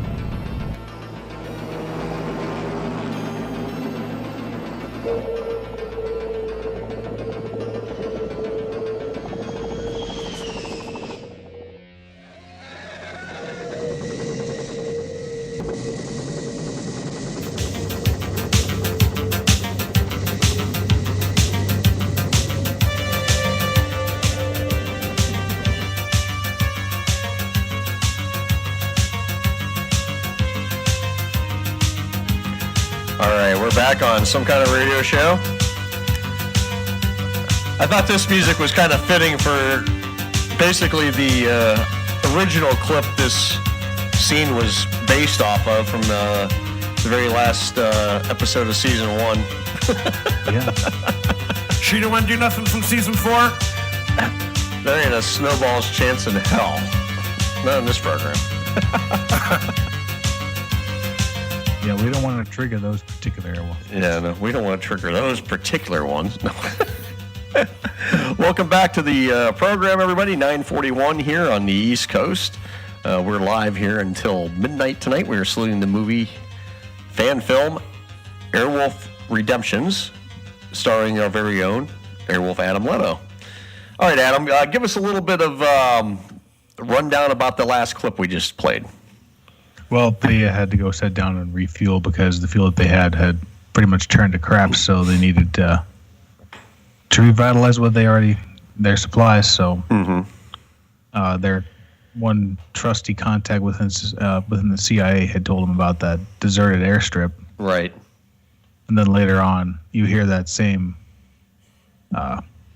person getting grilled by the boss. Right. It's like, where are these guys at, and how come they're not doing what they're supposed to be doing? And then you hear him just kind of give them up, sort of. So yeah, unintentionally, inadvertently, yeah. Like yeah, you figure, well, I don't want to be stuck to janitorial duties, so yeah, I'll just cover my ass, and okay, that's what they're doing. Yeah, right. And the name Ziggy is actually a homage to another Donald Belisario series, if you know that one. I know, Quantum Leap.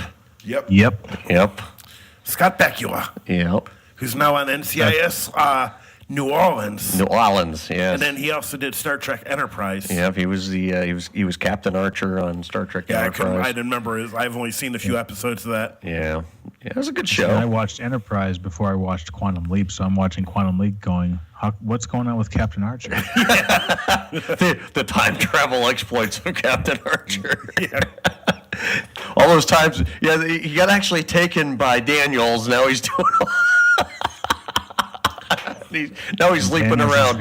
Is the new Al? Yeah, Daniels is the new Al. So, voice credits as far as who is some of the voices we heard in that clip? The two that you see in the beginning, obviously, Skylar Clinton played Ziggy, and he's a coworker of mine from my last job. We were both rent-a-cops at a hospital at the time. And the guy that played our boss was a guy who was actually my boss in real life at that job for a couple of years. And then the voice that you hear of the ground unit guy, his name is Eli Aaron. He's a Airwolf fan from Texas. Okay. He joined the group, and when I reached out to look for more help, he volunteered. And then the gal you hear is actually my sister. Your sister. Your sister. Mm-hmm. Yeah, you can tell the little brotherly, sisterly banner within the inflections you guys are having there. Yeah. You can tell. Which is weird because we weren't actually anywhere near each other when we were recording that. I just gave her the lines, and she's like, well, how should I record this? I'm like, pretend you're pissed off at me. Which is pretty easy to do for a sister. Yeah. Yeah. So, and all I have to do to piss her off is mention the cloud from Star Trek, the motion picture, or the SETI eel from Star Trek 2, and that's enough. And that's gets her going right there? Okay. Which is weird because she's into, like more grotesque stuff than that, but those two things, they just set her off. That's the cloud from Star Trek. That damn cloud, I swear. That giant-ass cloud, then you go in, and then you see this large ship. I'm glad they eventually did do a director's cut of Star Trek, the motion picture, because for the longest time, it's like, what the hell are they flying into? What's this thing even look like? I mean, all you see is these close-up views. I'm like, well, what the hell? Yeah, you're kind of left to your imagination on that one. You really are. I mean, until then they finally show it.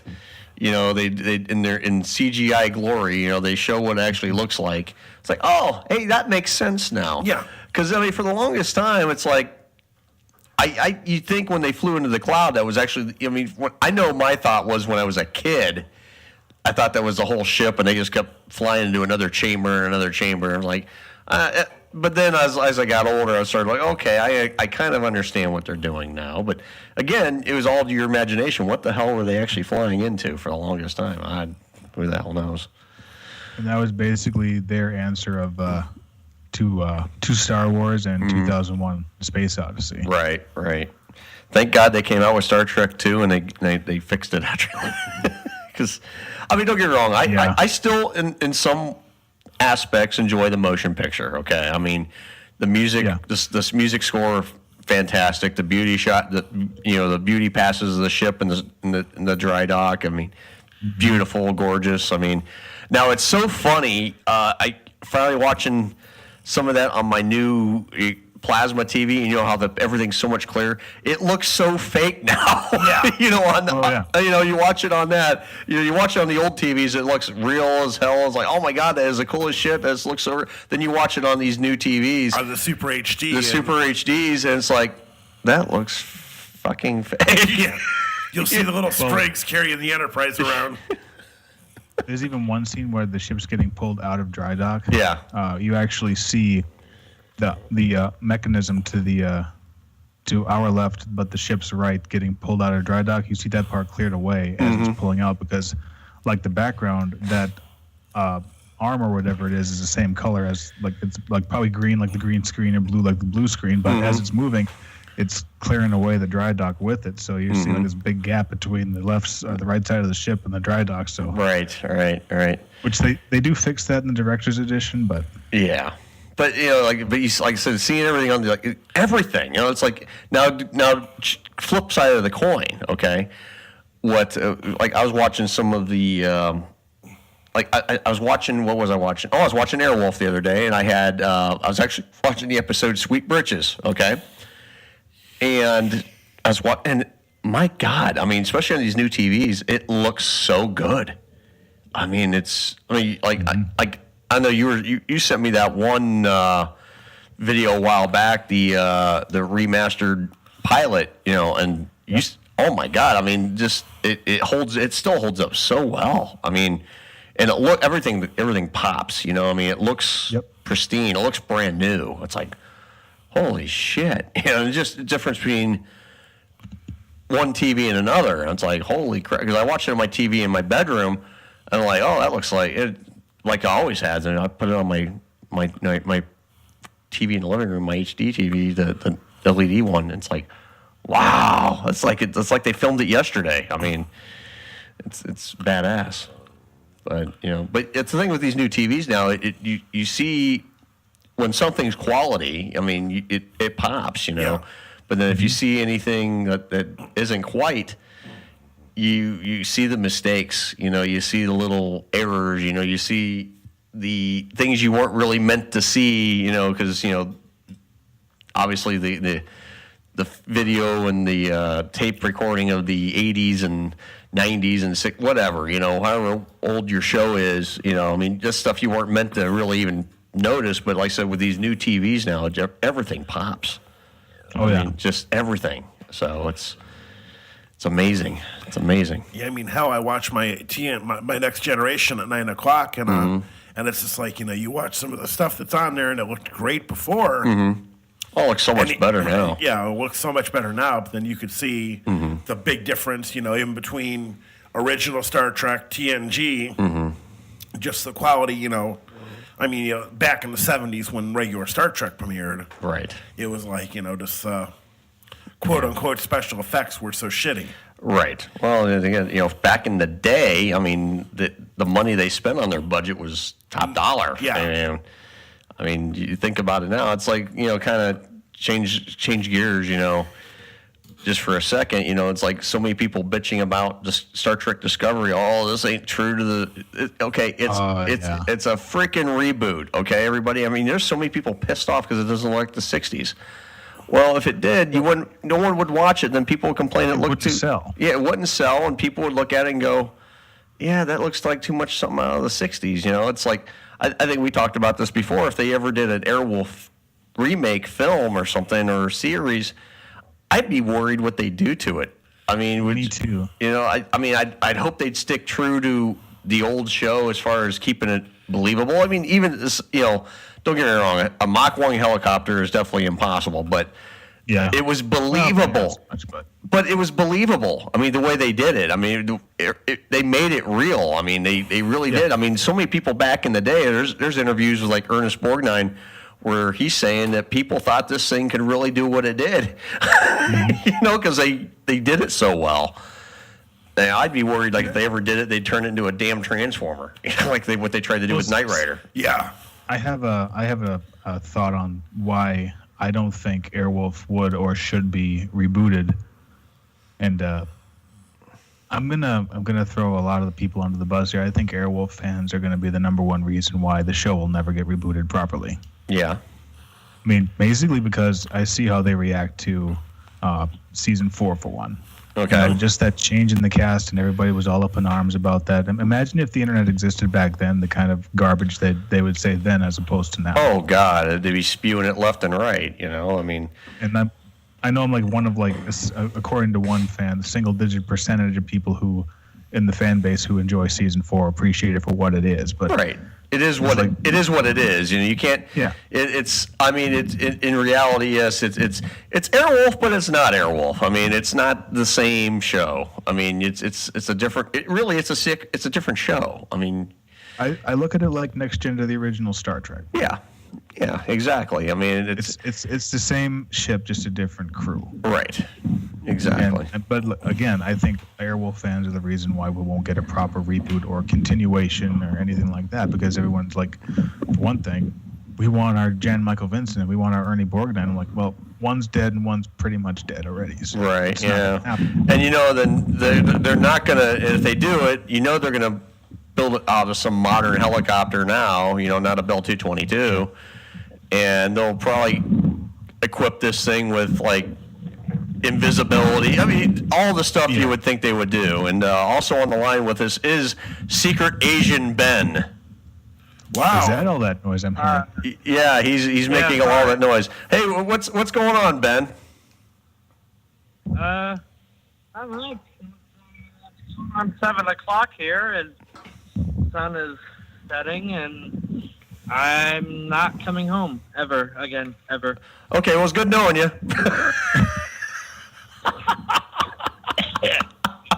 God damn it. All right, spin real. Yeah. Spin real, Ben. Jesus. It's been real. Yeah. Going out here. Yeah. No, but honestly, it's been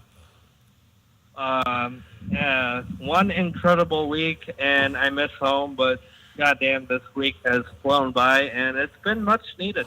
Yeah, well, I hear you. I got it. I'm looking forward to. I'm going on vacation in about 3. I'm going to Vegas in a few weeks, so I'm definitely looking forward to getting out of here for a week myself. So yeah, much needed. Oh, you're gone for a week? I'm gone for a week. Yeah, I'm leaving the 28th, and I'm going to be gone for a week.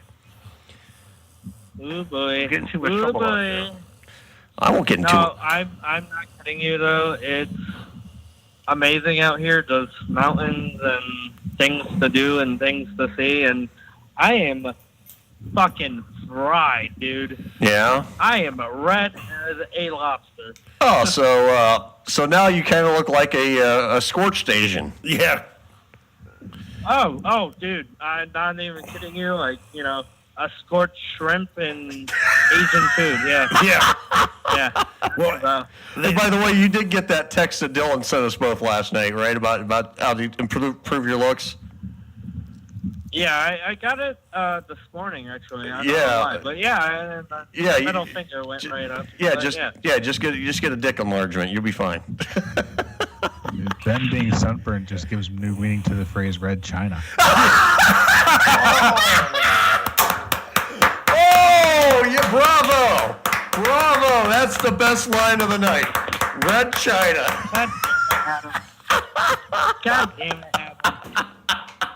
That's fantastic. Oh my God, that is the line of the night. Red China.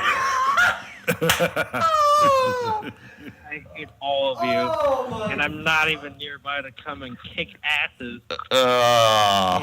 Actually, I think you're We love you. actually you're closer to Adam than you are us. So. Yeah. That is true. Yeah, that is true. So now it's Ben Fried Rice. Ben fried rice. So Ben, tell us about some of the cuisine you've eaten out there this week. What kind of good eats did you have? Well, last night we had Mexican for dinner. You can get that anywhere. Oh no, but out here next to Mexico, it's more authentic. Yeah, a little bit more authentic. Yeah, cool. What else you eating? I'm kind of pissed that we're leaving tomorrow because I was kind of interested on what Cinco de Mayo would be like out here. Well, you know, you get the airport version. Yeah. Have a Corona or have a margarita or something. Yeah, have a Corona or a margarita at the airport. You'll be fine. Now, Adam, what did you say? It said, "I hope he's not flying on Allegiant." What are you flying there, Ben? Hello, Ben. Ben. Is he still with us? He must have got abducted, but he must be close to Area 51. Yeah. Roswell. He's close to the aliens are getting him. He's in New Mexico now, apparently. I don't know. What the hell? He's somewhere out there. Yeah. Ben, are you alive? He's still on the phone. I mean, the phone's active. The phone line's active. I don't know. Did he get kidnapped by a Mexican cartel? Maybe they wanted it for his orange chicken. I don't know. Oh, maybe. Who knows? Red China. Yeah, that was good. Red China's Chinese chicken. Oh my God! I don't think I've laughed so hard like that in a while. That's great. Ben is Red China. That could be a new name for a show for him. Red China with Ben. Yeah. Oh my God! Well, the phone line's still active. I don't know what the hell happened to him. All right, he's gone now. Yeah, you can call back. He can call back. I don't know what the hell happened to Ben. The Mexican cartel. Maybe he let out a secret that he wasn't supposed to give about Mexican food or something like that. Wonder if he saw these scorpions out there, because that is scorpion country out in the desert.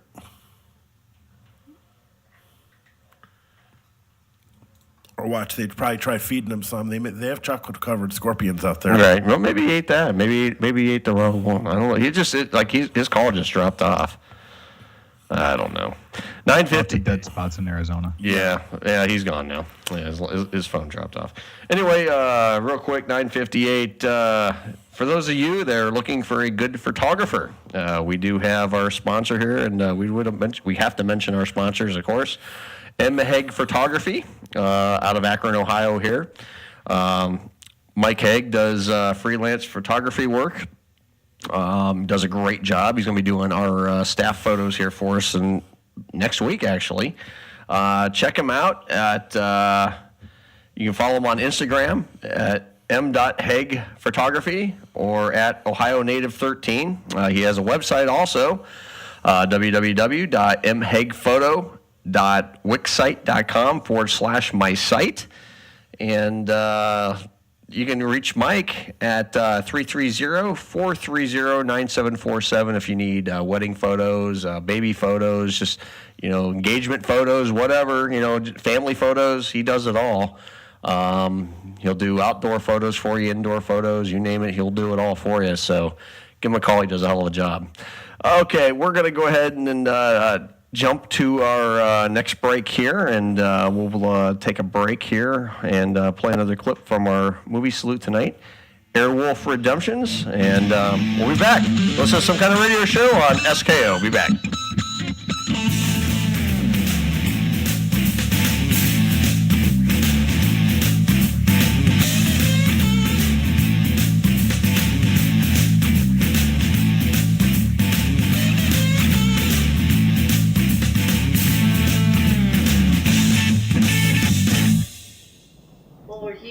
Now what?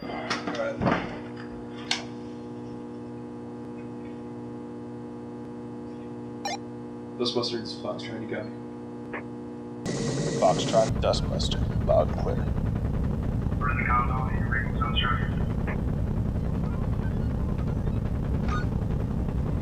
I'm not reading any activity. If there's anyone down there, then keep it quiet.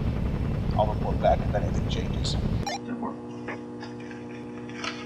Alright, now we gotta convince Gibbons to come quietly. Either that or take out the T-9000 before he has the chance to get it again.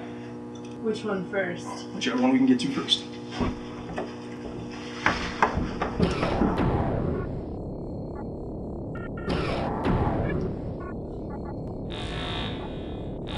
Some of the pitch we can set up. That's one way of looking at it. If you're trying to find me, don't bother. I can see and hear you, and you can only hear me. I am broadcasting from... Well, if I told you, that would defeat the purpose, wouldn't it? Alright, only a coward hides in taunts, and that's exactly what you're doing here. Oh, I'm not hiding. I'm perfectly visible. Or at least I will be soon enough. What do you want? To be left alone. You and your government can't seem to wrap your brains around that. You stole government classified material, we're not leaving until we get it back. In that case, you won't be leaving at all. You see, I commandeered the T-9000 to ensure that my friends in the Colombian Rebellion have a fighting chance. Your presence here compromises that chance. I hope you understand I have no personal interest in killing you. Only a political agenda. Your deaths will go to serve a far greater purpose than you could possibly imagine. Please take comfort in that, at least. Screw this, let's get out of here. Alright, right behind you.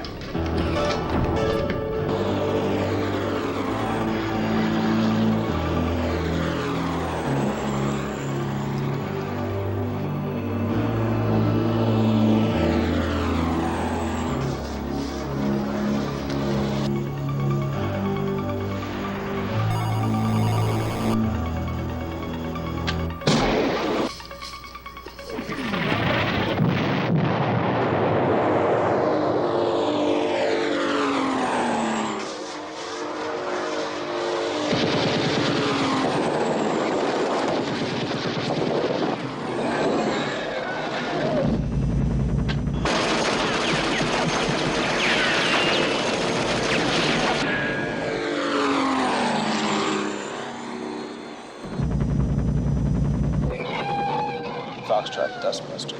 Looks like the T-9000 is veering off to the south. Since you guys are clear the base, I'll take it out before we move up. We'll deal with Gibbons together.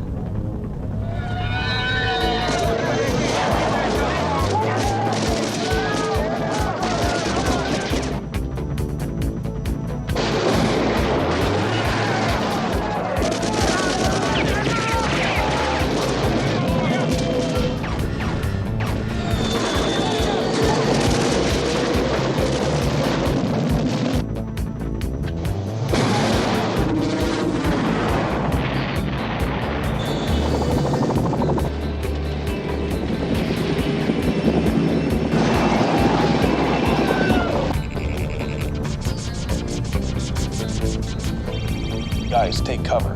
The chopper nearby the compound is heading in your direction, possibly armed.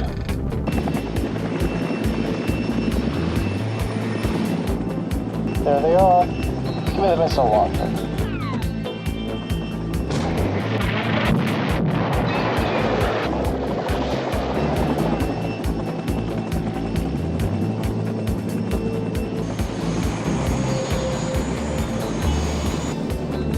We've got company. 3 o'clock. Take him out with a 50 cal, Wells.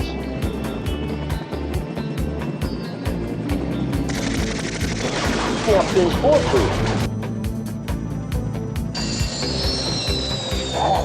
Let's see if it's missile proof.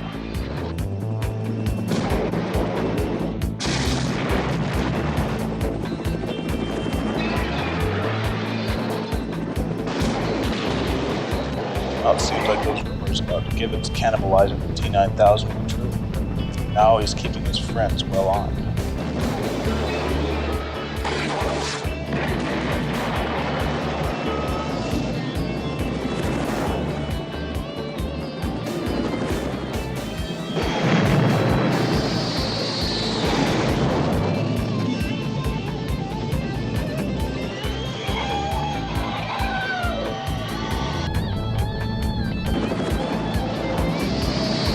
On our tail, Waldorf.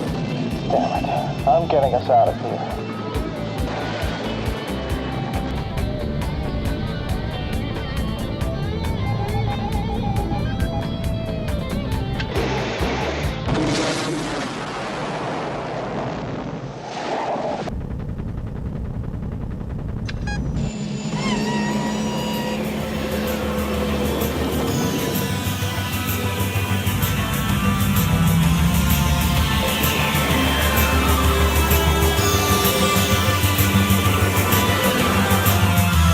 Number 3 here on some kind of radio show. We are saluting Airwolf Redemptions, which stars our very own Airwolf Adam Leto. I love this theme music. I love it. It's one of the greatest theme music shows of all time for any show. Love this theme. I listen to this shit in the car, believe it or not. I'll throw the I do it all the time. I throw the Airwolf theme on the car when I'm driving. Loser. I don't give a shit. I have fun doing it. I bet you do. Yeah. By the way, Ben's alive. So Ben, alive. Did you get abducted by the Mexican cartel down there or something? Your phone just kind of cut out. It did kind of cut out because when you're near a mountain, you really don't get a good reception over here. Well, I think the latter. I think you got abducted by the Mexican cartel when they figured out you were Asian. They heard what I was. They heard what I was talking about. Yeah. They were looking for you. Yeah. Okay. Dude, I'm not kidding you though. This time change sucks. You know, you're gonna really feel it when you get back. Yeah. You're really gonna feel it when you get back home. Yeah, you're gonna feel it. You're gonna be like dead. Yeah. You're gonna be dead on your ass. You better. I'm gonna be sleeping all day Sunday and Monday. Pussy. Hey. We'll see how you can contain once you get back. Dude, I've done the West Coast, East Coast shit. I adjust just fine. This is my first time, so like already I've been staying up like 2-3 o'clock here, which is back home like 4, 5 or 6. I do that every week. I do that every week. You can't even stay awake through a whole program. I mean, you fall asleep at 11:30, and then we can't wake you up. I mean, I know. Yeah, that's pretty sad that I can stay awake more here than I can there. Yeah. I don't know. I think we all have to move West Coast. No, I'm good. I'm good for now. I'm good. I mean, unless someone buys a station and we make for a lot of money and we move the show out there. I don't know. Well, everybody, welcome back to hour number 3. It's 10:13. That was just another clip from Airwolf Redemptions. Adam, again, give us some insight on this last clip.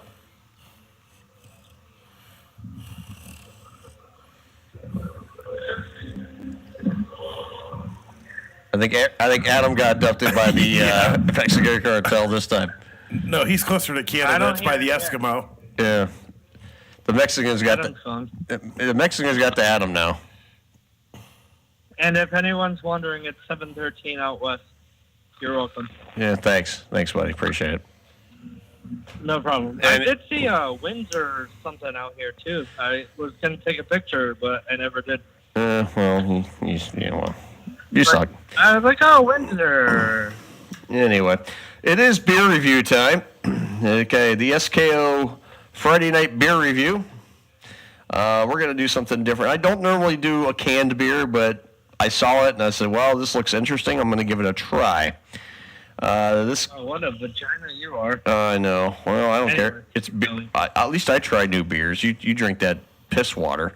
Anyway. I do. And I even drink it out here, which is unfortunate. I'm probably butchering the name. It says Veltins Pilsner, a product of Germany. It's a Pilsner beer.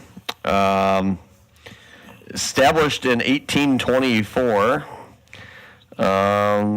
Trying to see if it's imported by Artisanal Imports out of Austin, Texas. It's probably canned in 1824. Yeah, probably. I don't know much information on it. Doesn't really say anything about alcohol by value. Okay, here it is, 4.8. It's a 4.8. Well, I got a pint of beer here, canned beer. Again, some of your best beers are never in a can.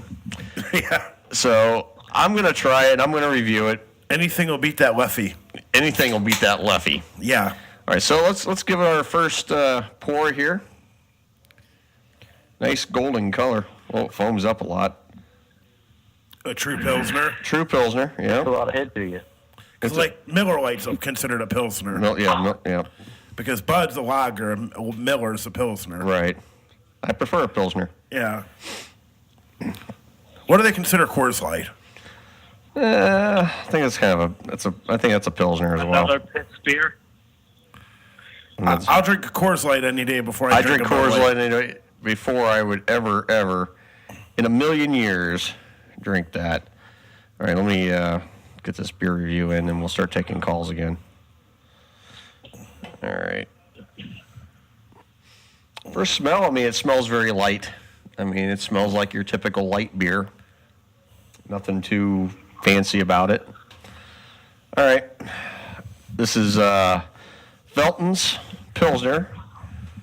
Let's take a chug and see how it tastes. Let me close the door. Interesting. I'm going to say interesting. Hold on a minute. I'm getting a sip of this because I don't dislike it. You don't dislike it. Okay.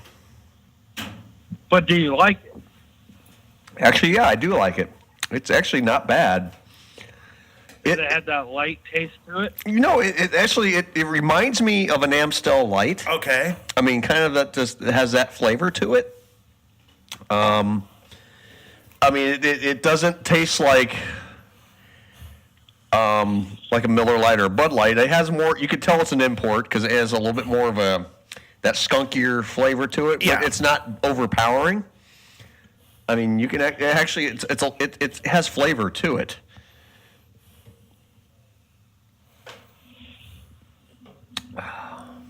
Interesting. It's not anything close. it kind of has a little bit of a taste of like a Heineken to it, but kind of reminds me of a Heineken mixed with a Bud Light or Miller Lite or even something along them lines. You know what I mean? Yeah.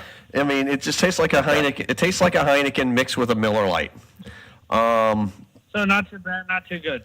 It's actually pretty good. For coming out of a can too. Yeah, right. Okay. I'll give it a 6.3. Solid 6.3. Not awful, not bad. It's not one of those stellar ones, but it's not. I would drink it again. 6.3. That's my score. Hey That's guys, fair. I'll be right back. All right. Yeah, 6.3 for Veltins. So Veltins beer, Veltins Pilsner, established 1824, German beer. That's what it is. It tastes like it tastes like a typical German beer. It's good. It's not bad. I actually quite enjoy it. It's something I could drink. It's drinkable. I got 3 more cans out there. I can drink it. A lesser known German beer. Yeah, it's not a Wersteiner or St. Pauli Girl or no, not like that. But like I said, I kind of get that little reminder just of it has that little Heineken taste to it. You know what I mean? Just that little Heineken skunky taste you get. Yeah. You know, it gets that. So, but yeah, that's the beer review. I'll give it a 6.3. Not awful. Not an awful score. It's a fair score. Not the best thing I've ever had. I'll have to try that when I get back. Not the best thing I've ever had, but not the worst. Yeah. I mean, Ben, it might be a shock to your system to drink a real beer. I like it. I mean, it's not Yeah, bad. I might have to drink a real beer. It's not awful. Well, it's like your cider that you're drinking. It's one of the programs I watch on PBS is this test kitchen thing, and they'll have little taste segments where they'll pit different things up against one another, and they were just talking, because hard cider's, coming back into popularity. Oh, I love hard cider. Okay, I'm opening the phone lines back up. Phone lines are back open for anyone who wants to call in. Hey, Jason, I saw you're trying to call in. If you want to call in now, go ahead and feel free to call in. I'm reopening the lines up, so lines are open. Give us a call. I'm gonna go eat dinner, but if I am done before you guys are done, I will call back for a little bit. But okay, well, enjoy your din. Thanks. So if I have time, I'll call back. But this time, I swear to God, this time change. Gotta think about what the hell's going on back home to figure out what the hell's going on here. Hi guys. Hey Jason, what's up, buddy?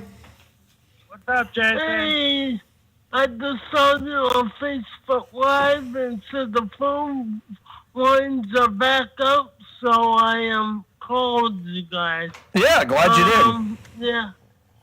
I thought you guys could put people on hold. I thought you had like the FM station where on the mad that we put you on hold. You don't have that? No, I had to hit a button. I was trying to do this beer review, so I just I glanced out of the corner of my eye. I was like, oh yeah, Jason's calling. I said, well, then I went to click it, and then then I was like, okay. I said, no, I saw you pop on Facebook Live. I was like, yeah, call in. Now's a good time because I was doing my my weekly beer review, which Velton's Pilsner 6.3 is what I rated it.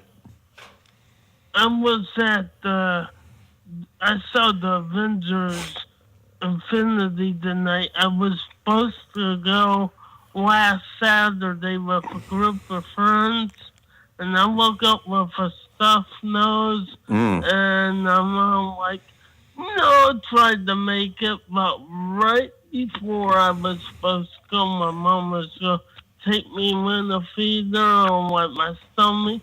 Felt oozy, so I called my friend at the last minute. I said I'm not gonna make it, so I didn't go. But I saw it tonight. Yeah, give us your review, Jason.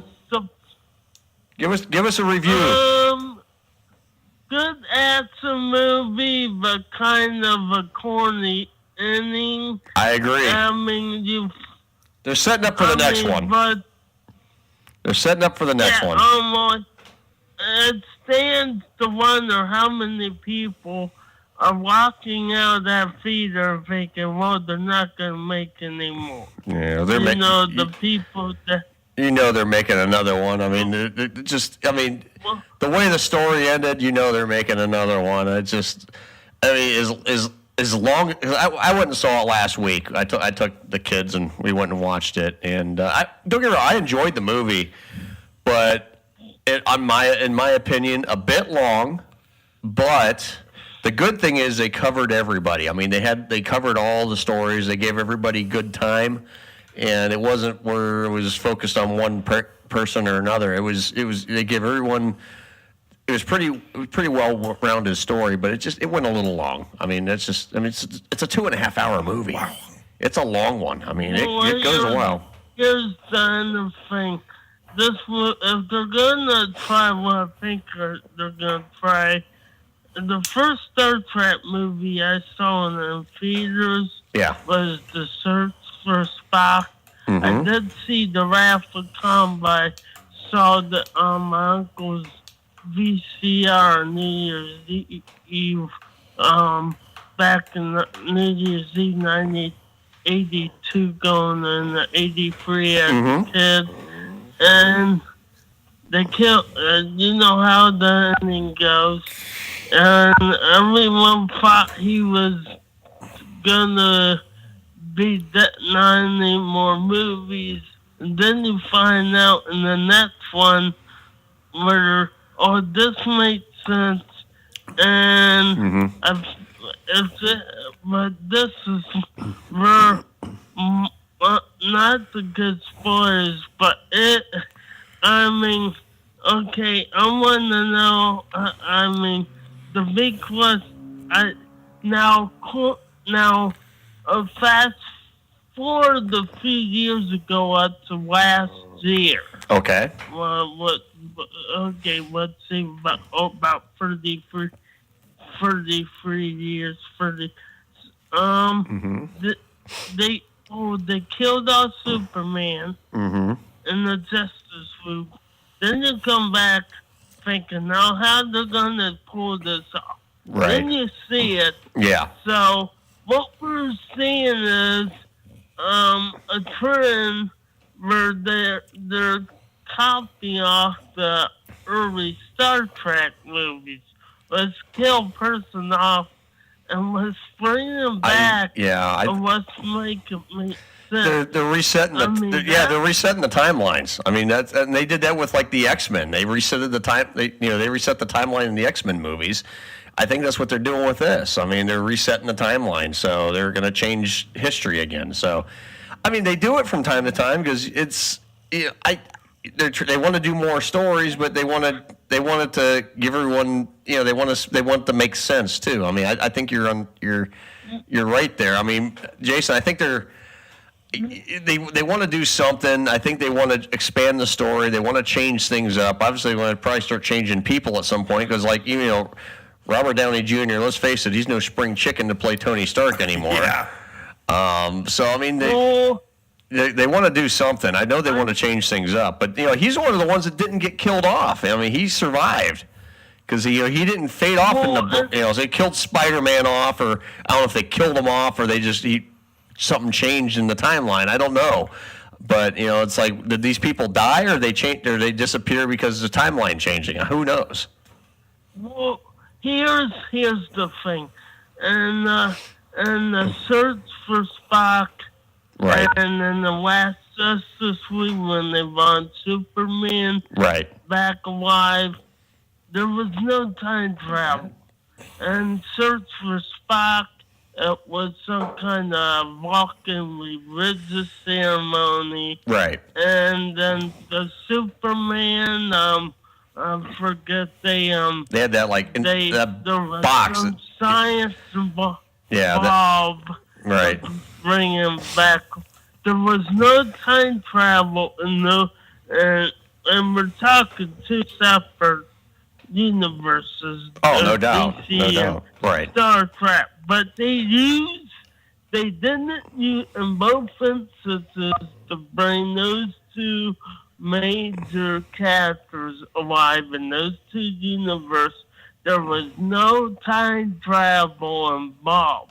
Right. So if they're going to use, now I think there was a Star Trek Enterprise episode where they did something like that, because in the Star Trek Enterprise, did you see Star Trek Enterprise? I've seen them all, Jason. So I've seen them all. Okay.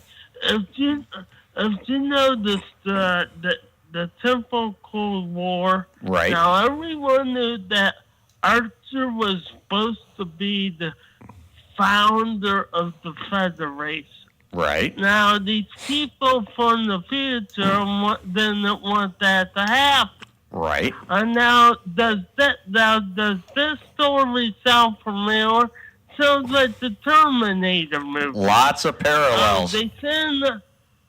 Lots of parallels. They send the dude back.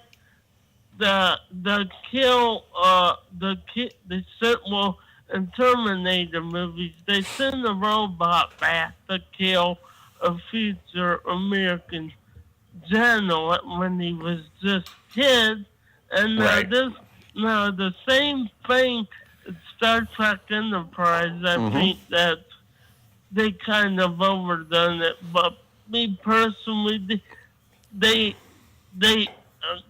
got away from that and started focusing the founding of the Federation. I think if they would have given them a fifth season, it would have worked out. But yeah, with the typical war was similar to the Terminator movie because the character in the movie from the 31st century even told Archer, "You're going to be a big part of this Federation, the plan of finding." That's the same thing that Arnold Schwarzenegger told John Connor. "You're gonna help win the war against the machine." It was the same concept of, and I hope there's one of the trackers, and I don't have anything against that because there was a couple Next Generation episode where they stole the story when they killed Captain Picard was dying on the operating table, and he lands in the cube, and Cube goes, "I'll give you a chance to go change your time, though." Picard goes, "I can't do that." He goes, "No, you won't. Nothing will change but your life. No Federation Galaxy class." And he goes back in time, and I talked to this a few years after, so my uncle, and he told me about that movie, It's a Wonderful Life. It's a Christmas movie. Oh, that's one of my favorites. It's my favorite. Yeah. It's my favorite Christmas movie. I watch it every year. It's like religious. As soon as that comes out, I watch it every year.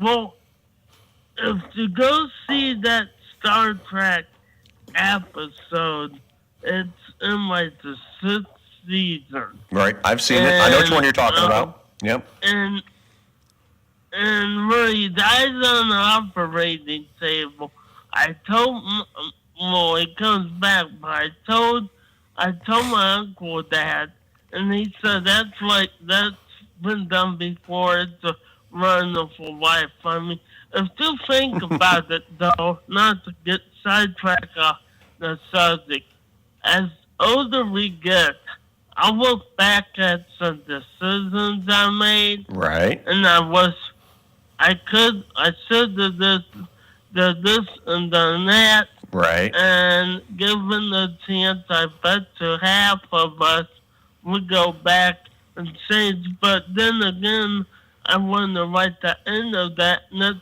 Generation episode, Picard realizes that, if you pull one string of the life, you may regret it. And, right. And on the one in Star Trek 5, where they run Kirk further, he was trying to, Spock's father was trying to relieve the guilt, and Kirk goes, "I don't want to look at back where I should have turned my ship right or left. Our pay makes us who we are. So whether once these mistakes happen, you can't change the past as far as we know. But even if the technology comes about, I don't think we should. I think we should learn from our mistakes, not mess with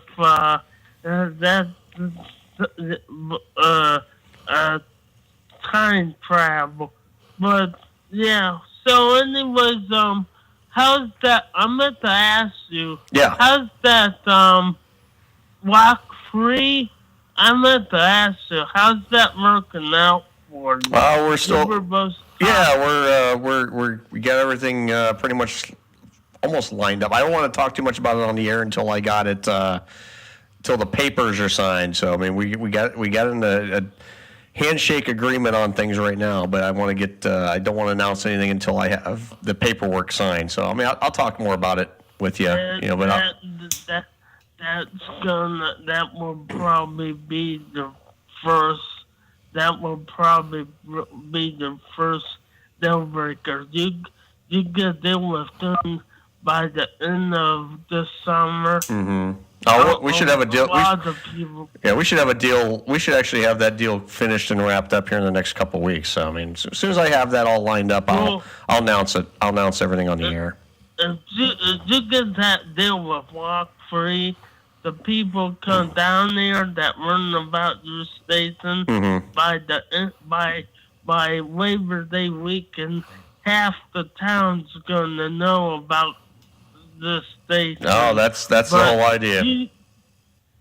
But you're right. You guys need to get more shows and stuff. We're working on it. We're working on it, Jason. I mean, we're working on it. Just trying to get trying to find good people that are interested in doing it on a weekly basis or daily basis, or it's you dangle the carrot, just trying to get people interested. I mean, I've actually interviewed a number of people, and they're not quite, there's a lot of them that just don't understand what we're about, as far as internet radio. It's like, everyone's coming into the thing like, well, everyone's thinking here you're going to make thousands of dollars, make this a regular job. I'm like, no, this is not a regular job for any of us here. I mean, even I as the owner of this station have a regular job I work. So I mean, I can't pay the bills on this job on this, but that's what I found out from the station. But because with me, you don't have to pay me much because I'm on Social Security. I can only work 20 hours a week and make women the wage. Right. But I told the other guys, I said, you're getting the bargain, and they wanted, and the people from major stations to come over. I'm like, you can't afford me. How does that? That's exactly the case. I mean, it's one of those things. It's a baby step process. I mean, you go too big too early, and you blow your wad, and you can't afford to stay in business. But I mean, we're okay. I mean, we're perfectly okay here as far as we have good operating capital. So I mean, we have plenty of money to operate on.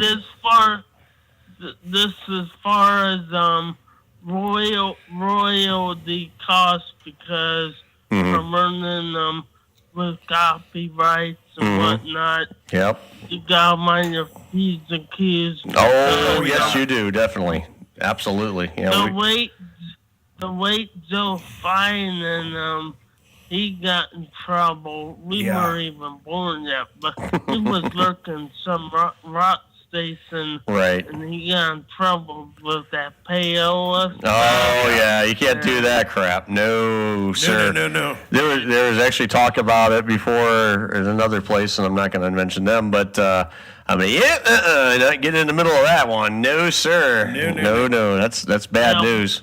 Well, I know it's not the place where you guys came from, because I talked to someone. They said they can't even do local bands. No. They can't even charge local bands. No, you can't do it. It's against the law. You cannot do it. You have to, like, you can run local bands, but you have to play it for free. It's just. Yep. But what I found out you really have to do, and this is talking to my attorney about it, is we have to, like, say if I do get some local band or some local artist who wants to play their music here, I have to have them sign a waiver that gives us permission to do it because they're not signed with a big national artist. So, I mean, just it covers our butt. You know, you have to actually have them, you know, sign it. Hey, okay, you're giving us permission to run your music. I mean, it doesn't fall under the normal ASCAP stuff, but it's just you got to cover your butt. Well, the royalty costs, I do understand somewhat because the bands have to protect themselves. But these local bands, I think the government needs to get out of it. I mean, if I'm part of a local band or if I play guitar, I wouldn't have a problem paying you what? I wouldn't even charge a band. Like I'll just give you an example, Jason. We're and I'm making this announcement right now, matter of fact, because we got a new podcast that's sending us their stuff, and they're going to start playing tomorrow night at 7 p.m. It's called Drinks with Larry. Okay, now I'm not even charging them to run their podcast. I mean, we're doing a trade. We're doing a soft dollar trade. You know, they're gonna promote us, and we're gonna promote them, and it's good business. You know, they've already got they got sponsors for their podcast. They've got a good following, and they're looking for more outlets to run their podcast on. So I'm like, hey, you know, we'll run you, and we're gonna actually start running their shows starting tomorrow at 7 p.m. They're going to run. It's like an hour and 20-minute podcast, but they talk. It's a comedy podcast. They're going to be on tomorrow night, 7 to 8. So if you want to check that out, definitely check it out. But Drinks with Larry. Well, here's another thing that I know that's legal. Let's say if I own a business and I'm on the commercial, you have every right to charge me. Absolutely. That's how they make. Oh yeah, I mean, we're allowed to make money on commercials, you know, because I mean, we're allowed to make, you know, that's our revenue stream here is commercial advertising. I mean, we have one commercial now that we've been running. As a matter of fact, the guy that's our sponsor for our show, M. Haig Photography. I mean, they're a sponsor with us, and you know, any sponsor we get. As a matter of fact, I just hired a salesperson. You know, we actually have a sales manager just came on, so she's going to be doing sales for us. Yeah, see, and I you know, and like myself, you know, I'm looking, you know, for my show that I personally do on Wednesday night. You know, early on, I had a sponsor. You know, you're drinking your hard cider there. I had a sponsor, you know, the first month I brought him on, you know, the Dickens family does cider. And, you know, so I did promoted them for the month. And, you know, if they want to come back on, they know where to call me. They know where to get a hold of me at. Right. I mean, I'd love to promote their hard Dickens cider. Here's another thing. I know this, and you could probably cut a deal with a restaurant on this. Here's another idea. Like, you know, the Afton station advertises for the city buses, and in return, you can see the radio stations on the sides of the bus. You could probably go to like a restaurant. And they said, well, we'll give you a discount, not free advertisement. Right. But you know what I mean, a discount. And the change you put, when people sit down at the restaurant, you put some kind of radio placemat. You know, those placemats. Sure, I know what you mean. Yeah. The little kids. Cover. I know what you're talking about. Because what will happen, people will start picking those placemats up and say, "Oh, what's this?" And what's this? Some kind of radio. And you put. When you do business cards, make sure you have the tune-in logo on it. Oh, yeah, so definitely. People will know. Definitely. Also, So keep that in mind when you get your first sit-down restaurant coming up to you want to advertise. You say, well, we normally charge this. Right. But if you do this, put placemats on your table when people come sit down to eat, we'll reduce the price to this. And then the restaurant person's gonna go scratch his head. Yep. Soft dollar trades are very good to be, especially when you got a good business relationship with businesses like that. A lot of things, doing soft dollar trade is very important. I mean, I understand. I've done marketing for years, and one of the things I'm really good at is talking to people about soft dollar trades. And it's like with us here. We're doing a lot of that right now. I mean, we're trying to get some things set up where we're doing equal share advertising. We're they're advertising us and we're advertising them, and it's a win-win for both companies, and doing it that way, and that's what we're doing a lot of right now. Which is, and at the net, it's you got to get the word out first, and if once the word's out, then okay, you're a commodity, and people actually see you as something with value, then they'll want to advertise with you. I mean, it's all about getting your name out first and advertising. You got to self-promote in any way you can before you can really start generating the real revenue. You have to have enough of a following, a listener base and following, and say, hey, we're getting these kind of numbers. Hey, your company's gonna go out to this many people. So I mean, you gotta be able to you gotta do the soft dollar trades first, then you work up into start really getting some revenue generating stuff. So it's a process. It takes time, but we got a plan and we're following it and we're sticking to it. So we're doing good. I told my mom, I said, I've been observing how millennials listen to their music. They don't have an AM/FM radio.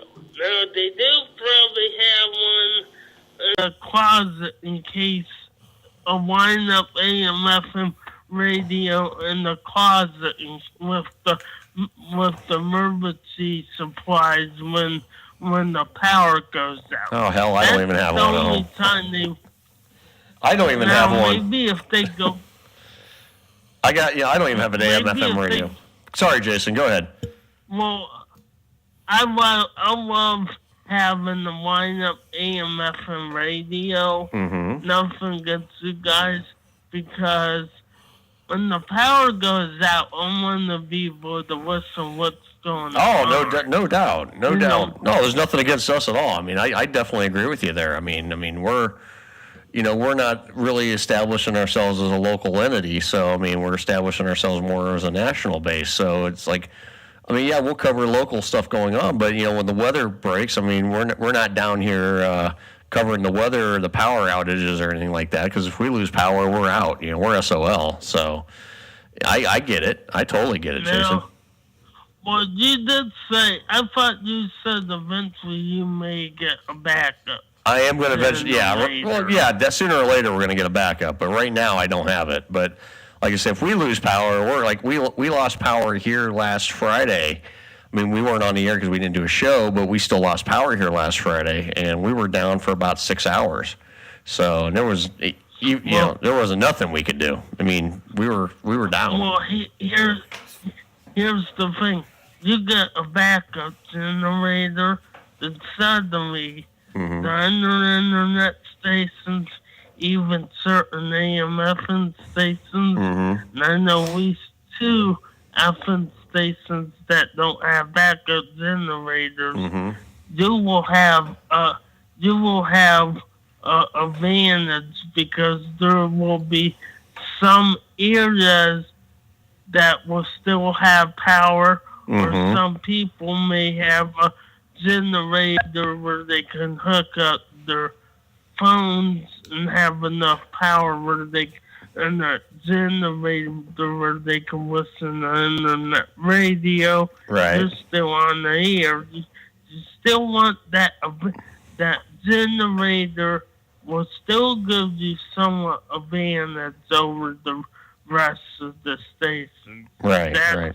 where you want to shoot for, because you want to have that advantage, and that will also send a message to people listening that you're serious about providing service to the customer. Absolutely, I agree with you. But it's got to do it. Got to do it in steps, though. I mean, it's if I had millions of dollars, I'd throw it out there now and be done with it. But I mean, I don't. So I mean, we got to stick with our operating budget, but we're getting there. We're doing okay.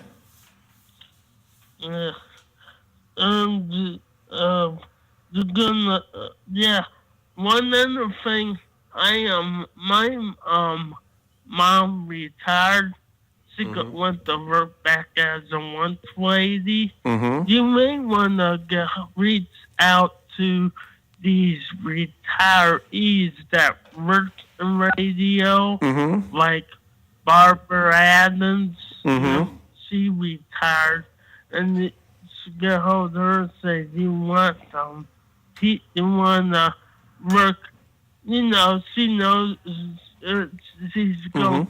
He that's retired not gonna want to work full time. Right. So you want to come in for a few hours and maybe you get because if you get a couple old timers, especially the ones that are known for years. Like I remember that short period of time when Joe went to that AM station. Now, from what I know, he didn't get as much ratings as the FM station. But when people found out, people tuned in, and you get someone like Barbara Adams. She's from that WKDD. Now she's on a few hours, and then they'll say, "I wonder what else is on this some kind of radio." Right. Well, I hear you. Yeah. I hear you. Sort of, if you got someone that's been in the radio that's well known throughout the Northeastern Ohio for years, that's really tired to come in to use as a fishing hook. Now they may want with the spike the prices, but just explain to them that what you want to come do this time. They said what if you want to make a little money, you're going to not make much, but then your airtime, if you want to bring in your own sponsors, that's what Bob Burry did. And so you want to make a profit with your sponsors, you find some sponsors that are willing to pay the prices. And then if you got someone, let's say if you even got John, remember that John Lanigan to come in with like one night, 4 hours a night. Do you get him? Do you imagine how word's going to get out?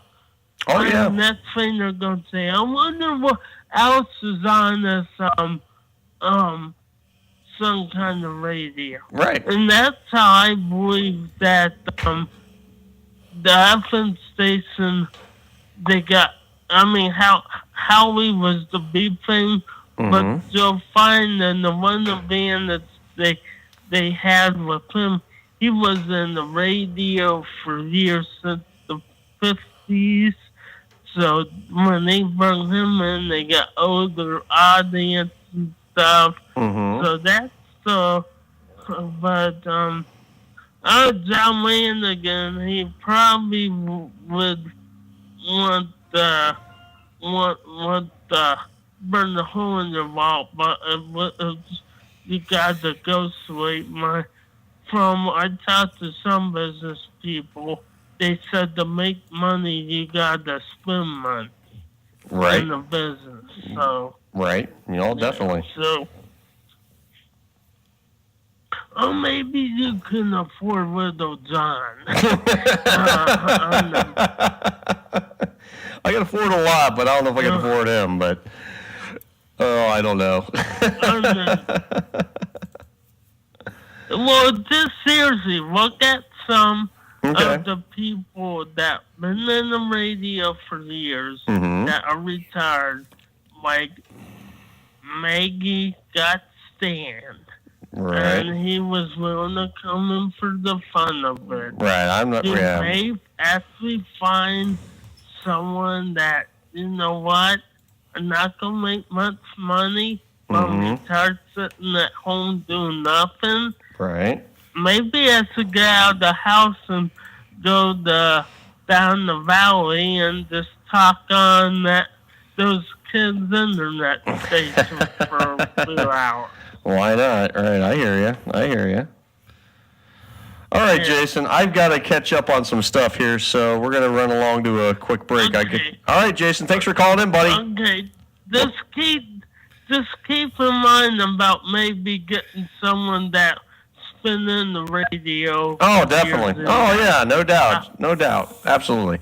All right, I'm going to run to break. All right, Jason, thank you for calling as always, my friend. All right, we're going to catch up on these breaks here real quick, and we're going to be right back. Another clip from Airwolf Redemptions. Some kind of radio show on SKO. We'll be right back.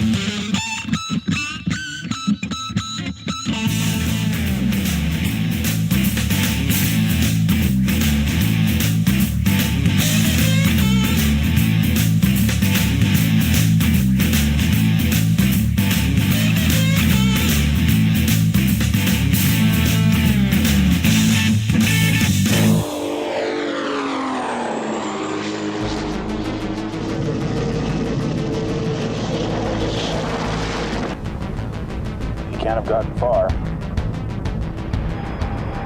Heading 290 at 5 miles. Let's see if we can get his attention.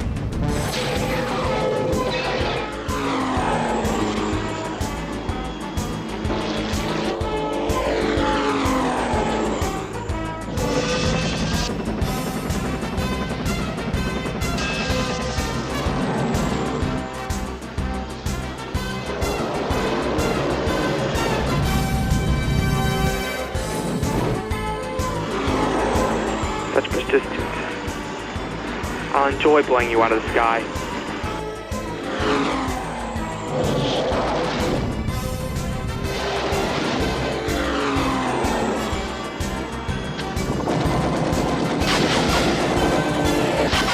You figured out that we were bulletproof. Don't jinx us, Fox.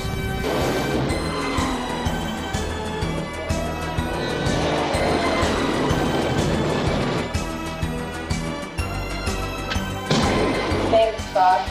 You figured it out. Releasing Sunburst decoy. Edward Gibbons, stand down immediately or we will destroy you. Bold words for somebody in my crosshairs. I might be now, but I won't be for long. Oh, don't I love a good classic game of hide and seek?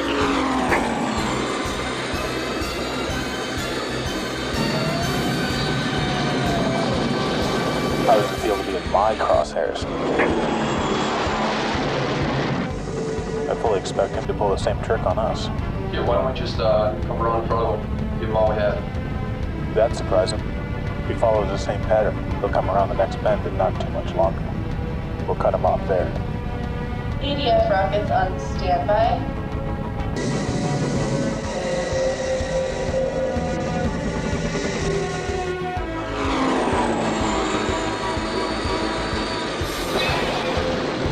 Gotcha.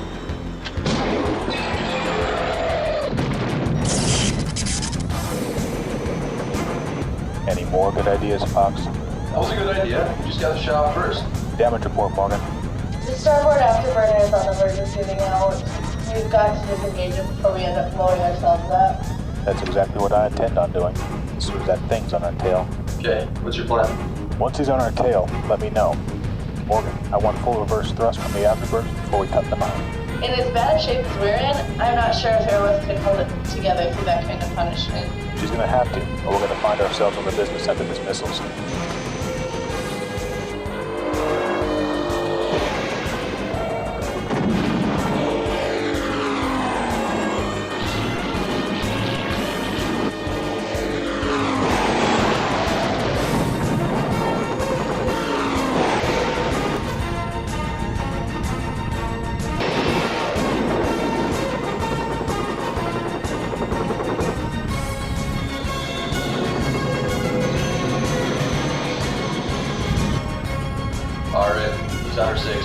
Now, Morgan.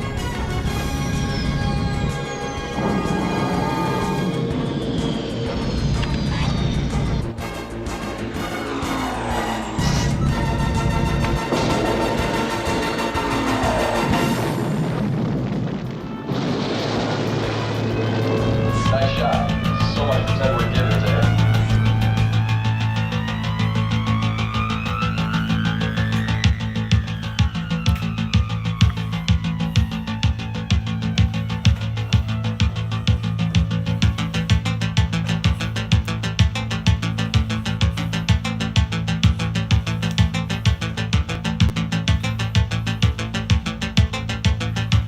And the good guys win. Of course, they always do. 11:04 here on Some Kind of Radio Show here on the SKO Radio Network. We're here live and we're worldwide as always. Saluting the movie fan film Airwolf Redemptions. We actually have one more clip of it. We're going to play. We're going to play it in about 10 minutes from now at 11:15. So we got John, we got Adam with us. Also, Tony's in the studio, and myself, Earl McCune, hosting Some Kind of Radio Show. And, we're going to kind of get back on track. I want to thank Jason for his call. Always insightful as always. Okay, Adam, you with us? Oh yeah. Okay. Good. Yeah. Okay. So you really didn't miss no breaks. So we ran a little bit. We're a little bit behind on playing breaks. So the final battle, obviously used the plane from Eagles. Mm-hmm. You as your nemesis plane and that, and the kind of did a rehash of the final battle of that. Was that always your kind of, was that, let me ask you this. When you were planning, you're getting ready to write the story for this thing, and was the plane from Eagles always your thought of plan for your plane? Or did you have another, were you thinking about using a helicopter or anything else as your, as your nemesis there? Or, give me your, I wanted to kind of ask that on the creative side.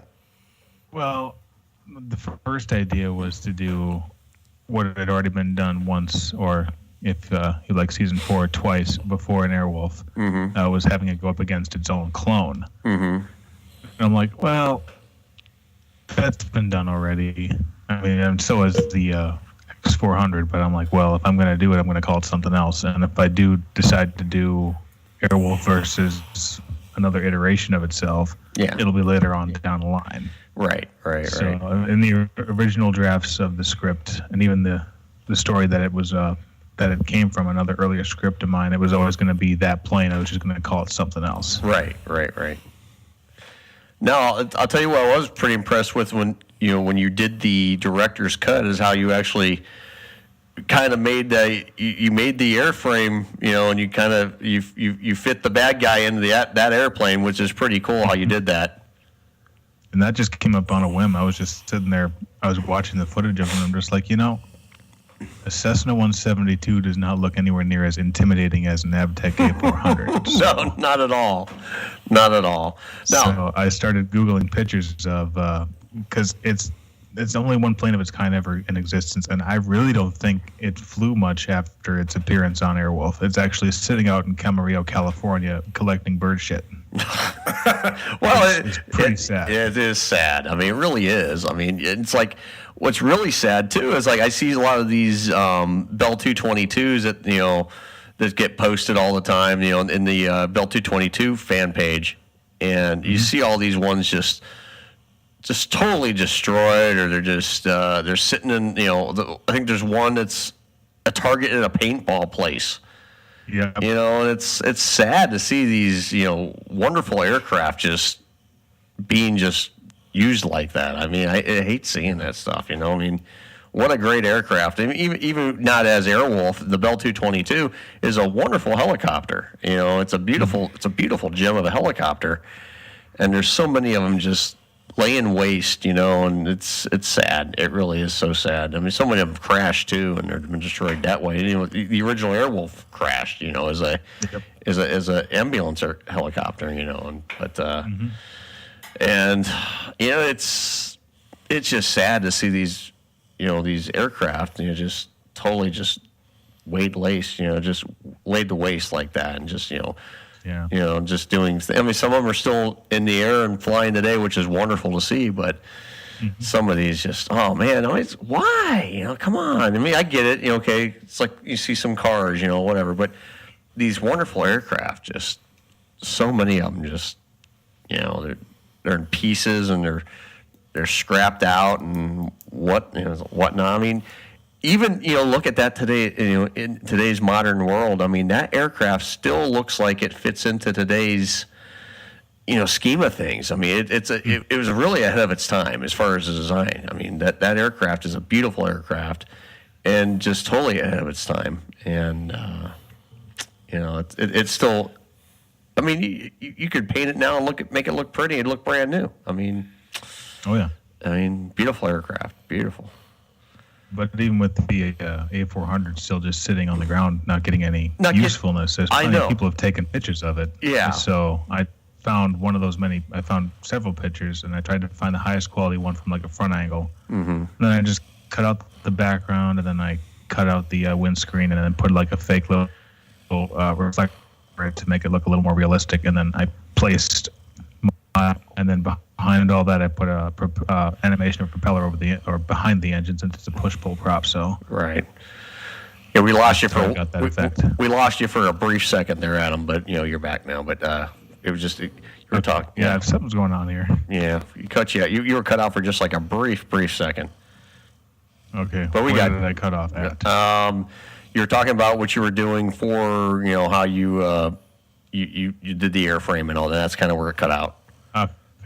Yeah, I took a picture that I found of it sitting out, and I cut the background out, and then I cut the windshield out, and then I put the footage in with the different kind of a windscreen effect over the top, so you still get that glare that he's inside the aircraft, and then I put an animation behind the engine cowling to make it look like it was a right.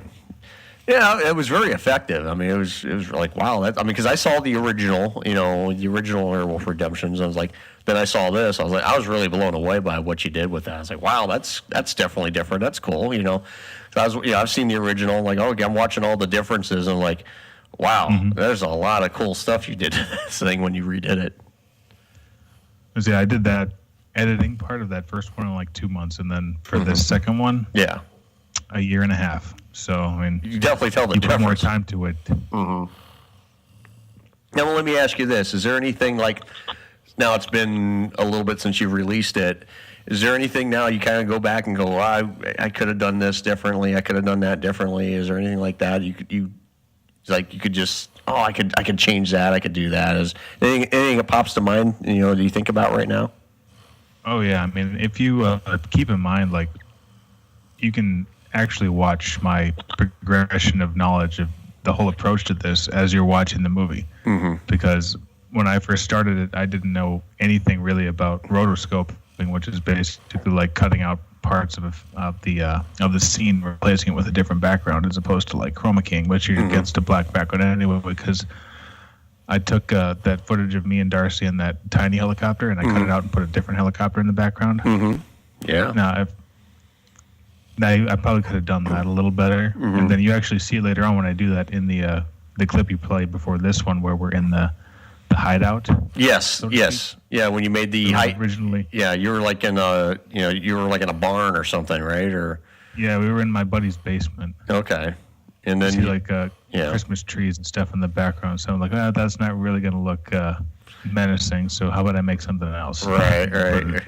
I think the funniest thing though is and this is just the funniest scene when they're going down in the basement. You guys just see all the stuff you would see typically down basement steps as they're going down into the hideout. It's like, oh, they're going into a basement. Yeah. But hey, it is what it is. But yeah, it's cool. I thought about changing that one too, but I'm like, there really wasn't any good stock footage, photos, anything that I could find of a staircase that would look like it would fit with what I had following. So I'm like, I'll just leave that as it is. Right. Because you can actually hear a dog whining in the background because that was my buddy's dog because he was pissed because we were behind the door not paying attention to him. So I had to edit out that sound in this next one. Right. Hey, but it really, I mean, for what it is, I mean, it's still great. I mean, if there's so many people out there who can nitpick it, but there's so many things out there. If you want to watch a good story, Adam put together a great story. I mean, hands down, fantastic story. So if you like good storytelling, this is what fan films are all about: is good storytelling. I mean, the ones that really care. I mean, real true fans, whether it be Airwolf or Star Trek or they've done them for Spider-Man and Batman and even Superman. I mean, we're gonna salute some of that stuff too over the next during this month. So that's what you see is a lot of effort in the story. And that's what's really makes fan films what they are is a good story, because you really think about what the Hollywood writers come up with these days for stories for like even the new Star Trek movies. I mean, it's like, I'd rather watch. I sit there and watch some of these Star Trek fan films, and I get more enjoyment out of them, than I did some of the stuff that Abrams came out with. I mean, it's just the truth, because because the fans tell the best stories. Yeah. Because they're really invested in it. I mean, they're not like these writers are just, okay, I got to come up with an idea. Okay, but the fans. They're invested in it. They live it. I mean, they live and breathe it. So they're coming up with these ideas, and it's like, oh, hey, I got an idea for this story. It would be great. Let's do it. What sucks now with the Star Trek shit, because, they can't do hardly anything anymore with Star Trek fan films, because you have the guidelines that Paramount put out and CBS put out are just absolutely just ridiculous now.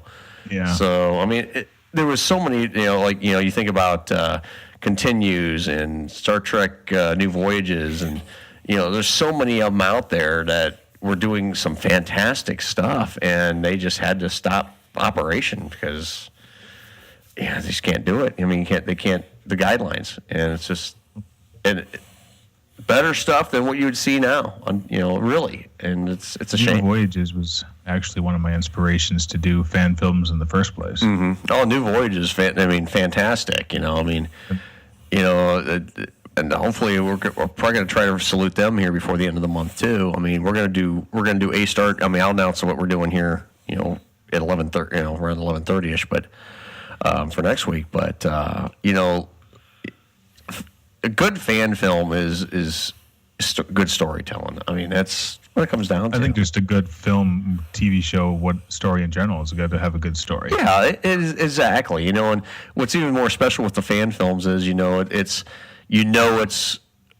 the efforts put into the story. I mean, really, because it's something that the person that's making it cares about. It's a subject matter they care about. Like with you with Airwolf. I mean, you care about the subject matter. You wanted to tell a good story. You wanted to, and that's what you did. You told a great story, and it was put together very well. And I enjoyed it, and I've seen it probably 20 times now at least, but I love the movie. It's a great story. I think you probably watched your own parts about 20 times though. I probably have, because it's so funny. I've told this story before. I actually tricked my daughter up so bad. I actually thought she actually was thinking I was actually in the helicopter. Mm-hmm. I told you that story. I was like, oh, yeah, I flew out and I was flying in this helicopter. But actually, that's the clip coming up next, actually. But matter of fact, we're going to play that now. Okay, we're going to take a break. We're going to play this last clip from Redemptions, and we're going to come back, and then we'll talk a little bit more about it.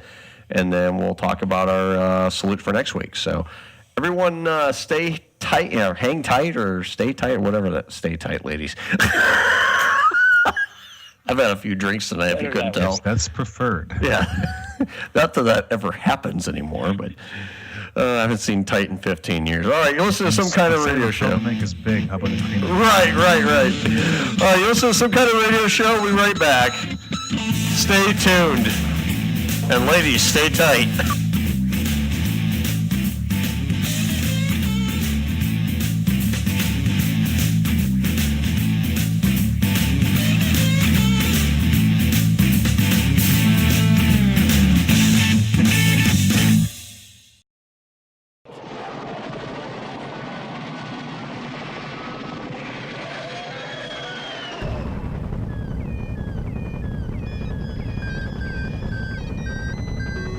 Ground stop at the airport has been breached. We've got movement. Running an ID scan. Stand by. I've got a plane on the move down there. Looks to be a twin Cessna. Guess who it's registered to? Our favorite fugitive. All right, let's move it.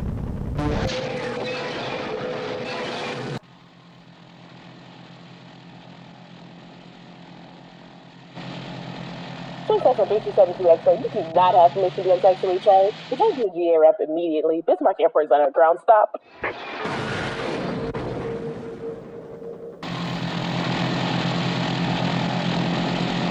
Twin Cessna 72 X-ray, return to the GA rep immediately.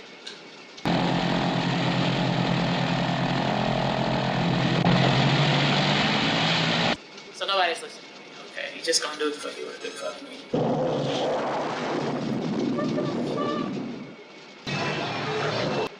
Flying helicopter west of Bismarck Airport, you do not have permission to enter the Delta. Exit the Delta immediately.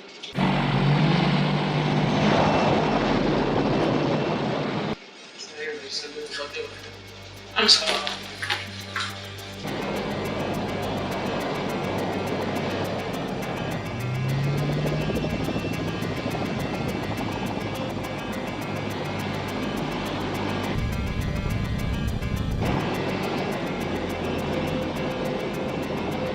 Looks like airport security is responding.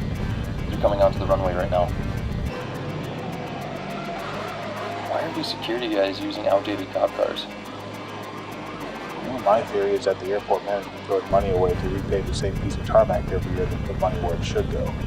I've heard the control towers on the verge of falling over whenever the wind gets above 30 knots.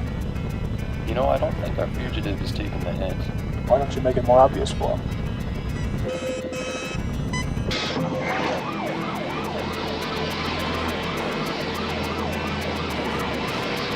Looks like he's got the hint now. Good thing, too.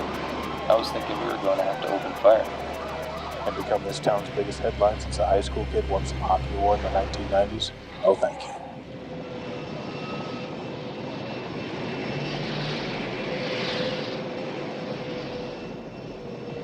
Airwolf, Idaho 1. I see you've got our fugitive boxed and ready for us. Should we pick him up, or can you bring him in? Best leave him in your hands, Idaho 1. We only give that. We don't deliver.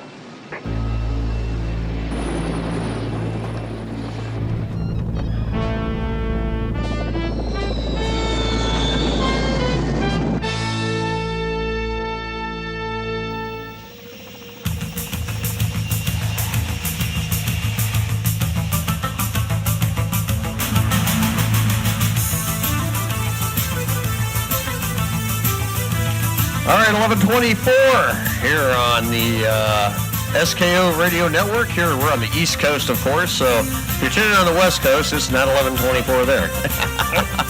Track 3 hours. All right, welcome back to the program. That was our final clip from the Airwolf Redemptions salute tonight. Now, that clip, Adam, was actually something you put in specifically for the Director's Edition. Yes. Okay. Now, because what was great about it, you actually kind of fast forwarded a few years and it's like, okay, what are they doing now? And that was kind of cool. That was kind of cool. That's kind of my way of saying, there's more stories to tell with this crew, with Airwolf. Right. St. John Hawk obviously hasn't been recovered by 2016, so right, and probably not 2018. But my way of saying, there's more stories to tell. I want to tell more stories. It's just that, this is all I can give you right now. Right. Now let me ask you this: the burning question is there an Airwolf Redemptions 2 in the works? I wish I could say yes, but I can't say no. Okay, so it's one of those hopefully one days answers. Yeah. It all depends really on, whether or not I can get at least Darcy to do it with me again. Right. He lives in Canada right now, so. Canada. Does he live in Lebronto? No, he actually lives in Saskatoon. Saskatchewan. Yeah. Let me look on the map behind me. He's not doing. Is he picking up the A? Is he doing that? If you when you watch it for your 21st rewatch, okay, I've watched the part with me in it probably about 200 times, but I've seen the whole story at least 20 times. But okay, on your 21st rewatch, at the end of the final battle, he goes, "So much for Tedward Gibbons, eh?" Hey, yeah. I put that in there because he had married a Canadian national at the time, so that's why he's up in Canada, because they moved up there. So gotcha. They got a nice little family and everything. And he actually had stopped by 2 years ago, well, a little over 2 years ago. He was on his way back up from Oklahoma. They were ferrying one of their planes, so I'm like, they usually stop at an airport that's about an hour away from here. So I'm like, well, what's different? Can you stop here? Because I'm working today. And he's like, well, yeah, we'll stop there. So he shows up and we get lunch together and everything. So, well, that's cool. So we took a picture together that I released on April Fool's Day that year that said Airwolf Redemptions 2. Oh, yeah. I saw that one. Yeah. Where you had Airwolf in the background. And yeah. The tagline was improbable, but not impossible. Right. Yeah, that would be cool if you guys did end up doing it somehow. That'd be really cool. That'd be a lot of fun. And of course, I've also thought about if it can't work, how am I going to ride him and the others out, and who am I going to get to replace them? Right. Yeah, exactly. Good. Yeah, I hear you there. Yeah, those of you that know, the one guy, the guy on the radio, that was me. If you couldn't tell, I mean, because I was trying not to talk about it too much, but. I did my one little part. I was like, because I reached out to Adam a couple years back, and I says, hey, if you ever need a voice guy, I can do some stuff. And he asked me one day. I'm like, yeah, sure, I'll do it. Be honored. And then here we are. We're doing the radio stuff together. So. Yeah, I actually feel bad when I was first starting this. When I first started the project in 2015 and the group and everything, I'm like, my first thought was, why the hell didn't I add Earl in the beginning? Yeah. And it came up the following year. I'm like, I should have added him a year ago. And then I'm like, and I sent you the request to join. And I'm like, hey, you want a part? Yeah. Okay, here it is. Hell yeah. Hey, it worked out. Hey, yeah. All good. Yeah. All good. And here we are today. We're doing some kind of radio show live from the SKO Radio Network. And of course, Adam is our Scores TV producer. And if you watch Scores TV, that's all Adam's brainchild there. He does all that hard work on that. And we are going to be one quick announcement. We are going to be moving our videos to Vimeo soon, very soon. We're going because we've been having some issues with the copyright stuff on YouTube. All of them are there except two. The shit episode, they wouldn't release the block on it, and then the Stargate one, they wouldn't release the block on it. So and the full version of the Troy Froman and the full version, the full version, the full version of the Troy Froman one. The Salute show we had at the end of February. They wouldn't let us. We couldn't get it through. So we're gonna go ahead and start the process, getting the Vimeo account set up, and then we're gonna. Because you only upload so much a week, with the account. So we're going to start adding the old ones. The ones that we didn't get through on YouTube are going to go on first. And then we're going to eventually just funnel all those and then the future ones over there, too. Because the audio ones I have no problem pushing through on YouTube, but the video stuff they give you shit about. They give it, and it's 80% of them I've won the disputes, but there's that 20%, out of 10 we've done, like I said, I think we went through 3 times on Saved by the Bell before we got it to where we can run it. I was like, good Lord, because Adam busts his ass on all this stuff, and he does a lot of hard work, and if I don't say it enough, thank you for everything you do, for us. You're welcome. I definitely appreciate everything you do for us on it. But with that Saved by the Bell one, I just capitulated. I was like, okay, I'm just gonna cut out all the Saved by the Bell. That's what it came down to. Yeah. And it sucked because there was so many. Because they basically blocked the Saved by the Bell for one scene. So Adam took that scene out. Yeah. And they still blocked the damn thing for other scenes. It's like, are you freaking kidding me? And it's all it is that stupid algorithm. But then once you send the review and they actually watch it, someone actually watches it and says, well, no. And I was like, I don't understand what we're doing that's going to hurt something from 30 years ago or 20 years ago.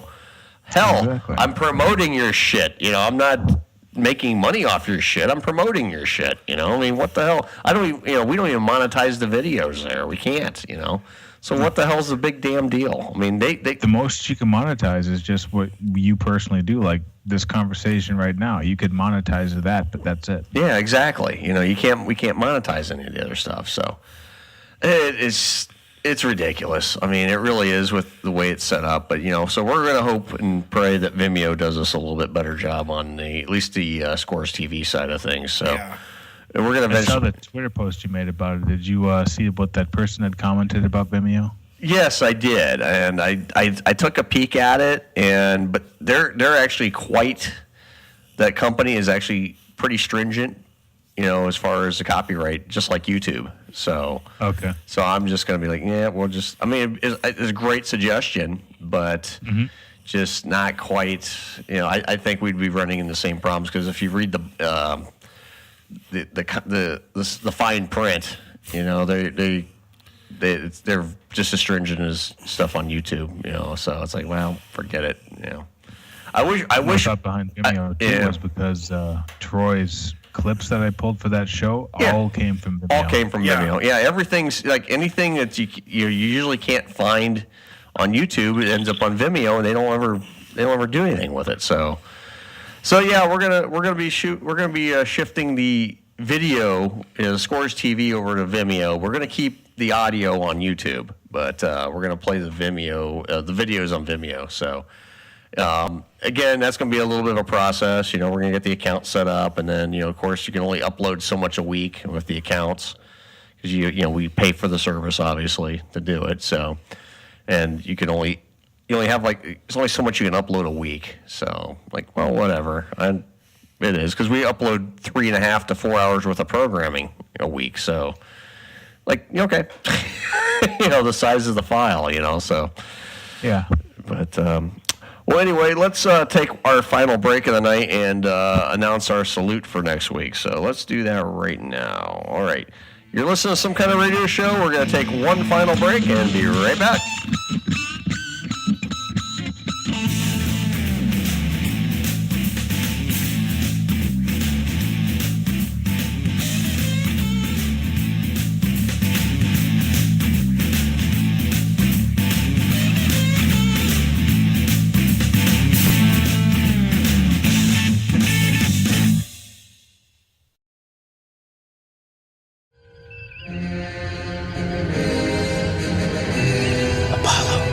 My desire is life and peace. You expect us to...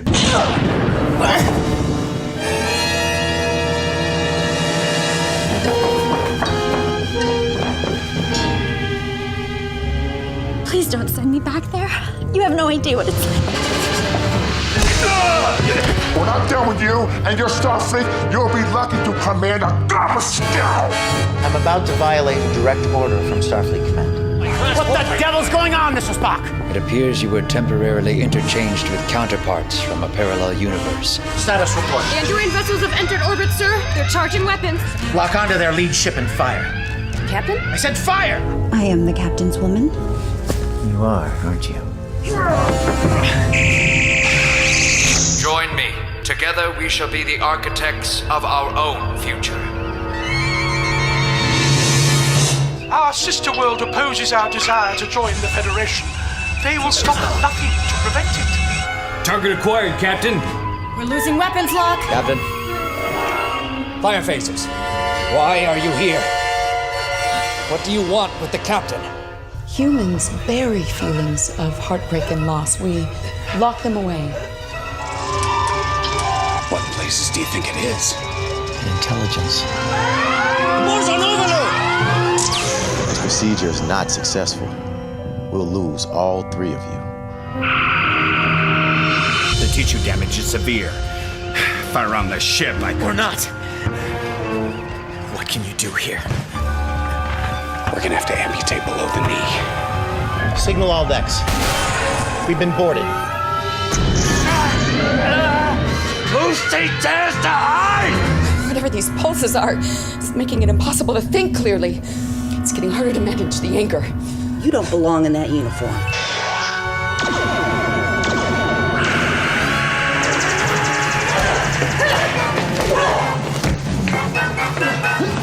So, Commodore, to what do we owe this pleasure?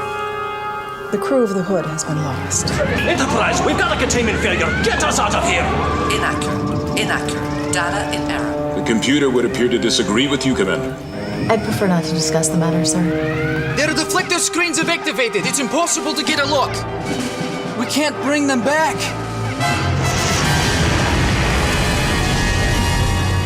Jim, he's you. That's impossible. The bridge is empty. It was filled with dead crewmen the last time I was here. Are you even a captain? When you have no crew? One man, two minds. One of those minds was tampering with the other. The moon's destabilizing, sir. We're experiencing undertow from both singularities.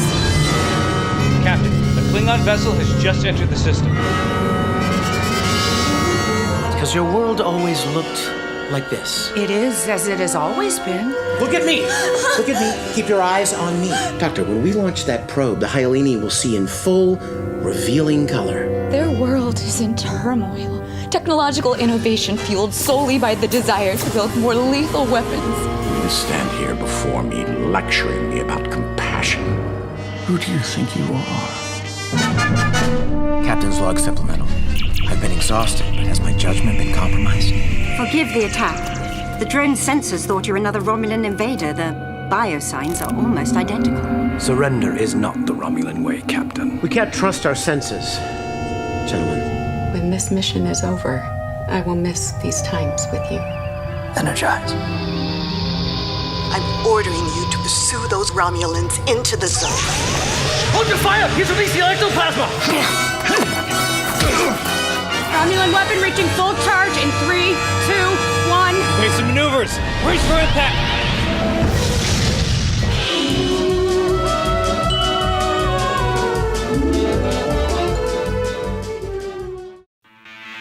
You are listening to the Some Kind of Radio Show here on the SKO Radio Network. Call now. The number's 330-871-4422. Again, that's 330-871-4422. Now here's Earl McCune and the Crazy Crew. First time I'd all say this tonight. Thank you, Chandler Kitchen. Yes, thank you. All right, 11:42. Next week's salute will be Star Trek Continues. Again, continuing fan film month here on Some Kind of Radio Show. The whole month of May is going to be fan films. Nothing but fan films. So if you're listening, you're like, what the hell is that? Doesn't sound like William Shatner. No, it's not. It was Vic Mignogna and his team that put together Star Trek Continues. If you heard the voice of Scotty on there, you're going to be really surprised to hear that that's actually James Doohan's son, Chris Doohan, who continued the role, took over for his dad on that fan film. So he sounds just like his dad on that too. And they did a great job. So we're gonna give them a salute next week, and we'll play some of their clips, and we're going to have fun doing a Star Trek week next week. So Star Trek continues. Like I said, this is Fan Film Month here on the show, so don't expect any nationally known big-time movies this whole month. Not this month. We're going to do all fan films. So we wanted to do a Fan Film Month. I've been wanting to do one for a while. I actually talked about doing it at the old show, and we never did it. But now we're going to do it while we're here. I was like, hey, why not? Let's do it. So, Fan Film Month is going to continue next week. Again, Star Trek continues. And then give us a peek into Star Trek continues as far as the story. Well, it kind of continues off. Basically, it leads off. It's basically the start of it. Basically, the series starts at the end of the very final episode of Star Trek. Okay. The original series. So basically, it's basically season 4 and season 5. Basically what it'd be. And actually, the final 2-part episode leads into going into what would be the motion picture. How the Kirk getting promoted to admiral, why Spock left, why Dr. McCoy left. It kind of covers all that, and then the Enterprise being shut down for refit and all that, and kind of covers that whole story of their final mission too, which is really cool. So no one's ever done it before, and they did a hell of a job with it. So. Really, the stories were really great. Yeah, they did a fantastic job, and you're right, absolutely right. Great stories. They got people involved. Professional. Lou Ferrigno, for one, got involved. He did an episode. John Delancey, who played Q, he did a different part. I like him. Yeah, he did a different part, but he did an episode of it, and there was a certain Airwolf 3-time guest star in that same episode too. Yeah, who was that? Anne Lockhart. That's right, Anne Lockhart. That's right, she was in that too. That's right, I forgot Anne about Lockhart. Why does that name ring a bell? Okay. Sheba from Battlestar Galactica. Okay. Yeah. Any relation to June? Yes, that's her daughter. Okay. Yeah, that's June Lockhart's daughter. June Lockhart was lost in space, right? Lost in Space and on Lassie. Yeah, that's right. Mm-hmm. Yeah, so, yeah. Anne Lockhart was in that. And, there was... They had some great stories. The guy from Mythbusters, Grant Imahara? Yeah. He played Sulu in it. So, okay. Yeah. And... it'd be weird seeing somebody different play Sulu. I'm just so used to George. He does a good job playing Sulu. I mean, because he's got that... is he Asian? Yes, he is. Okay. Now... Adam, you ever seen their blooper reel? Any of their blooper reels? No, I haven't. Oh, you have to. They do this thing where they're sitting on the auxiliary control, and something comes up, and they both do the "oh my."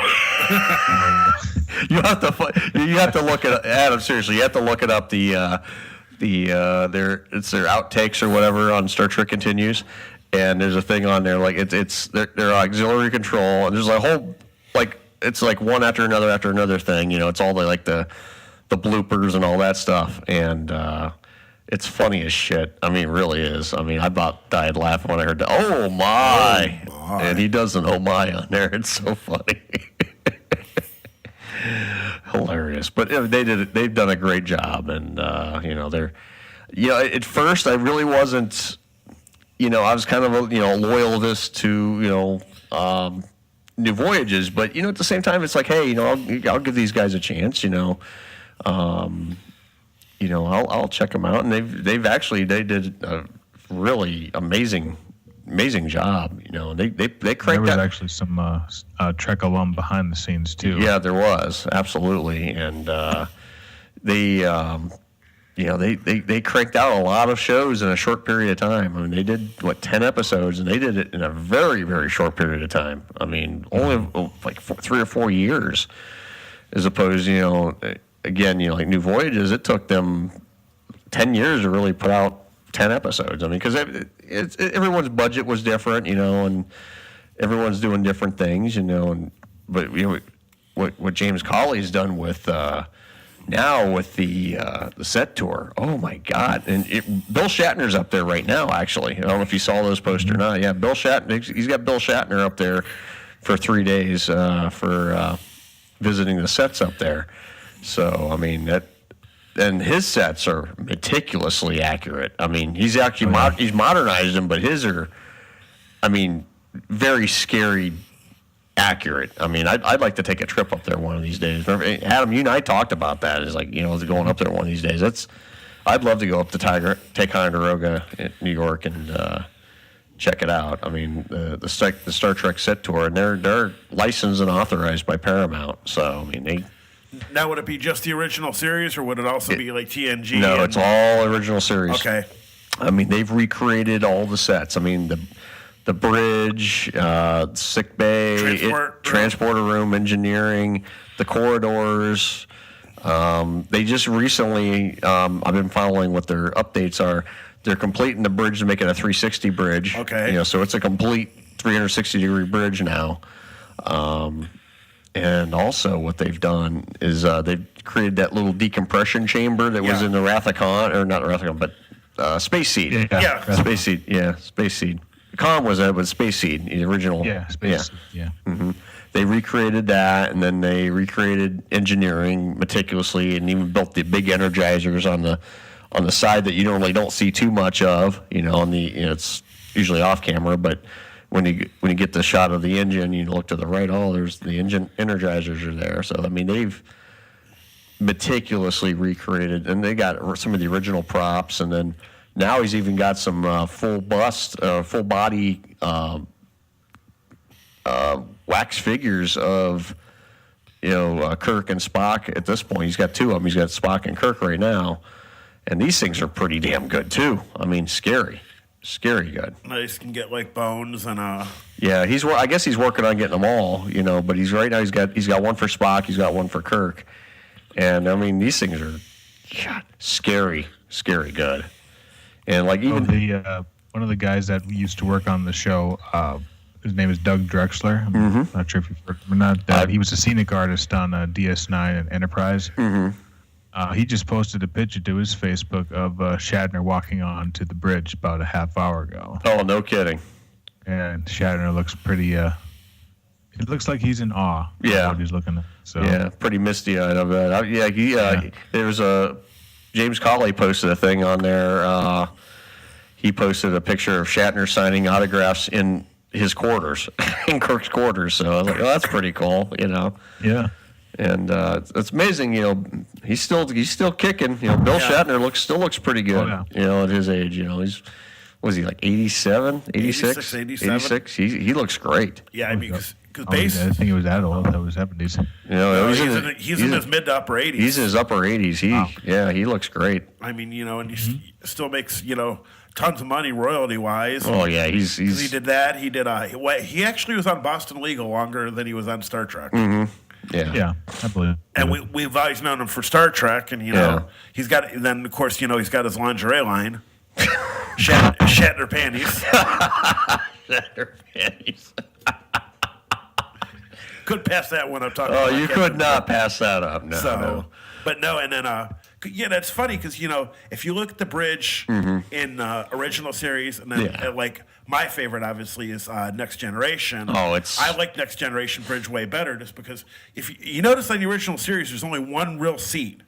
Captain Kirk, right? Unless, of course, you have like Lieutenant Uhura and the controls up here, right? And then you got the two old school plastic seats, plastic seats for whoever's the ensigns that are helping fly. Yeah, and it's always weird too, is because like when I watch at 9 o'clock, they finally looped and they're going back to the first season. Because you see, like the episode I watched last night, just finally had Denise Crosby, Tasha Yar's, where she died. And, Worf's still wearing a red outfit and his old gold sash before getting the middle, the bigger one, before he gets a silver bigger one. And then, of course, he'll start wearing the gold suit because now he's security chief. Right. And then you still see, Lieutenant Junior Gray, Geordie LaForge. Right. And all that. It always cracked me up. They had a blind guy flying the ship. Yeah. It's like, hey, if he could at least see. Changed to a blind guy fixing the ship. Yeah. Then he's head of engineering. Yeah. Right. Yeah. Blind guy flying the ship to the blind guy fixing the ship. And I was like, okay, here we go. But no, I tell you, I love all of Star Trek. I mean, there's really no iteration of Star Trek I really don't dislike. I mean, I like it all. I love it all. I really do. I love the I just don't like Enterprise. I'm sorry, Yeah. I just can't buy Scott Bakula as captain of. I just like the idea of Yeah. it. You know, I mean, I never got in. Don't get me wrong. I didn't get into Enterprise that much. Yeah. I watched it. I enjoyed it, but it's not where I wasn't as much as a diehard of it as I am, like, say, Next Generation or even Deep Space Nine or something like that. I mean, because I love Deep Space Nine. Yeah. I mean, that's one of my absolute favorites, and I really fell in love with Discovery. Yeah. I mean, watching Star Trek Discovery, I really, really enjoy that. And I'm looking forward to season 2 whenever they come out with that. And that's the one that's only on demand, right? It's on the CBS on demand. Right. It's a great show. I mean, really, it's a great show.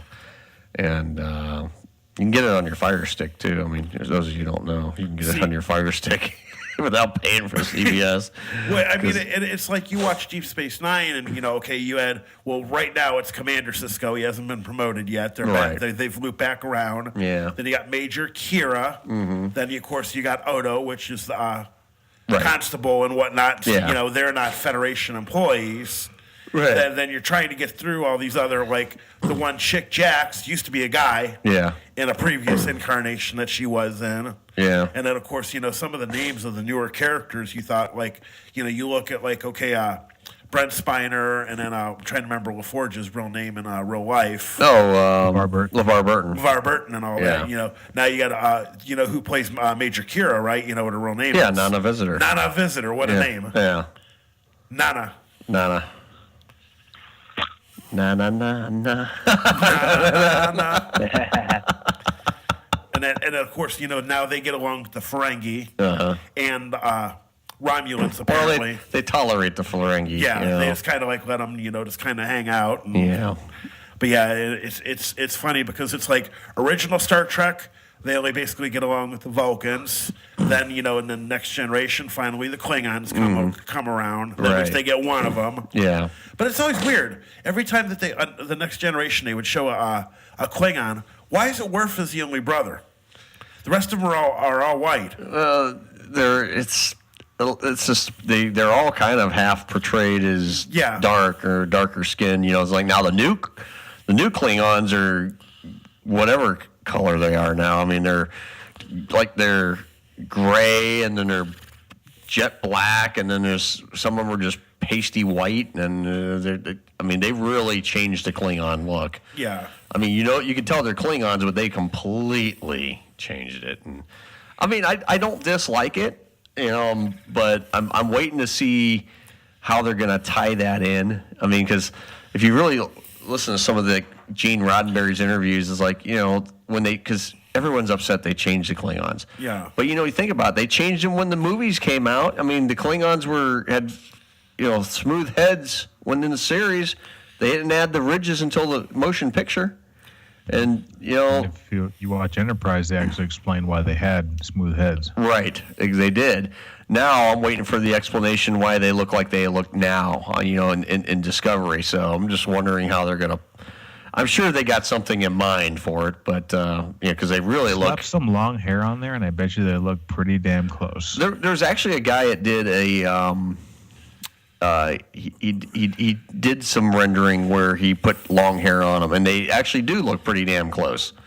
I saw it on one of the Star Trek Discovery Facebook pages, and a guy actually he photoshopped some hair onto the Klingons, and he put a mustache and goatee on them and long hair, and it's like, wow, they look pretty cool, So we're basically seeing skinhead Klingons. Right. Yeah. Right. Exactly.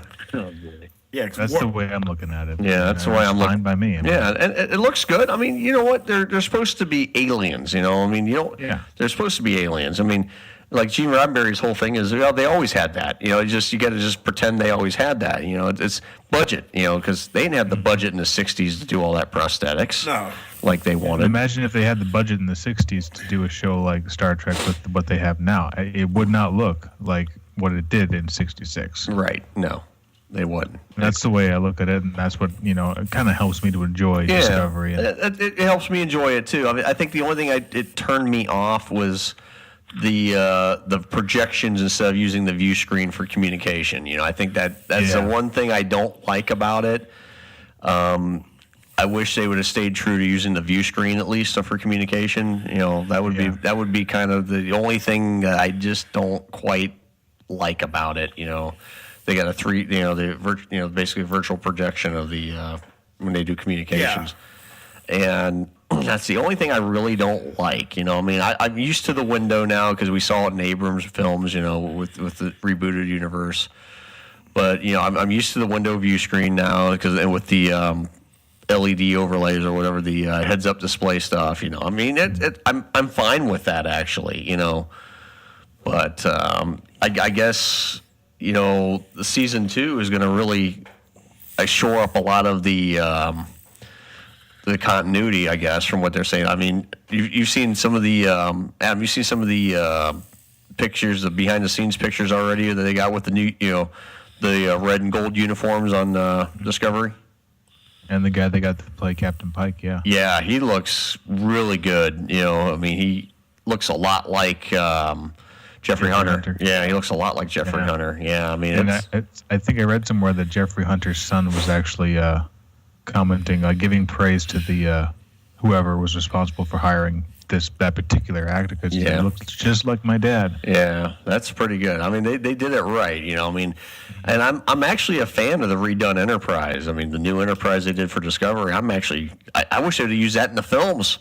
Yeah, that looks more true to what I would expect an updated 60s Enterprise to look like as opposed to what we got in J.J. Abrams films. Right.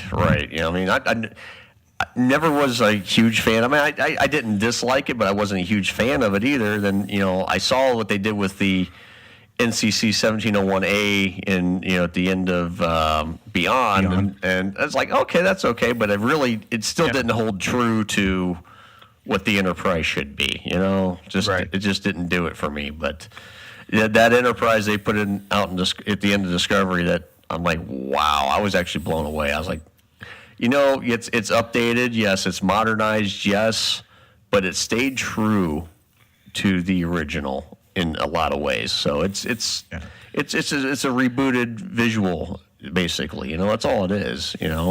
But they stayed true. You look at it, and the first thing you think is that's the Enterprise. Yeah, exactly. There was no doubt in my mind that was the Enterprise, without doubt. But I think that's a good point to end the show on. So I think we're going to go ahead and get on out of here. I definitely want to thank everyone for listening, of course, tonight. I want to thank Tony for being here with me, and John and Adam on the phone. Adam, this was fun putting together this show, for Redemptions.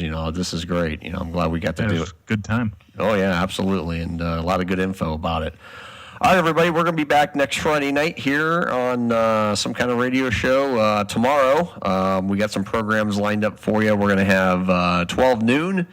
From noon to 1 will be Ham Radio Heaven, and then from 3 to 7 will be Game Jam with Casey. And then our newest podcast, Drinks with Larry, will debut on the network at 7 p.m. tomorrow night, and that's only going to be running for about 1 hour, a little over 1 hour. So Drinks with Larry is a very funny podcast, and we're going to be airing them on Saturday nights and then replaying them again on Thursday evenings at 6 p.m. So very funny podcast. Please, if you get a chance tomorrow night, tune in, check them out. Funny guys. All right, guys, we're going to get off here. I want to thank everybody again, and we'll see everybody next Friday night here on Some Kind of Radio Show. Have a good night, everybody, and we are bye-bye out of here. See you.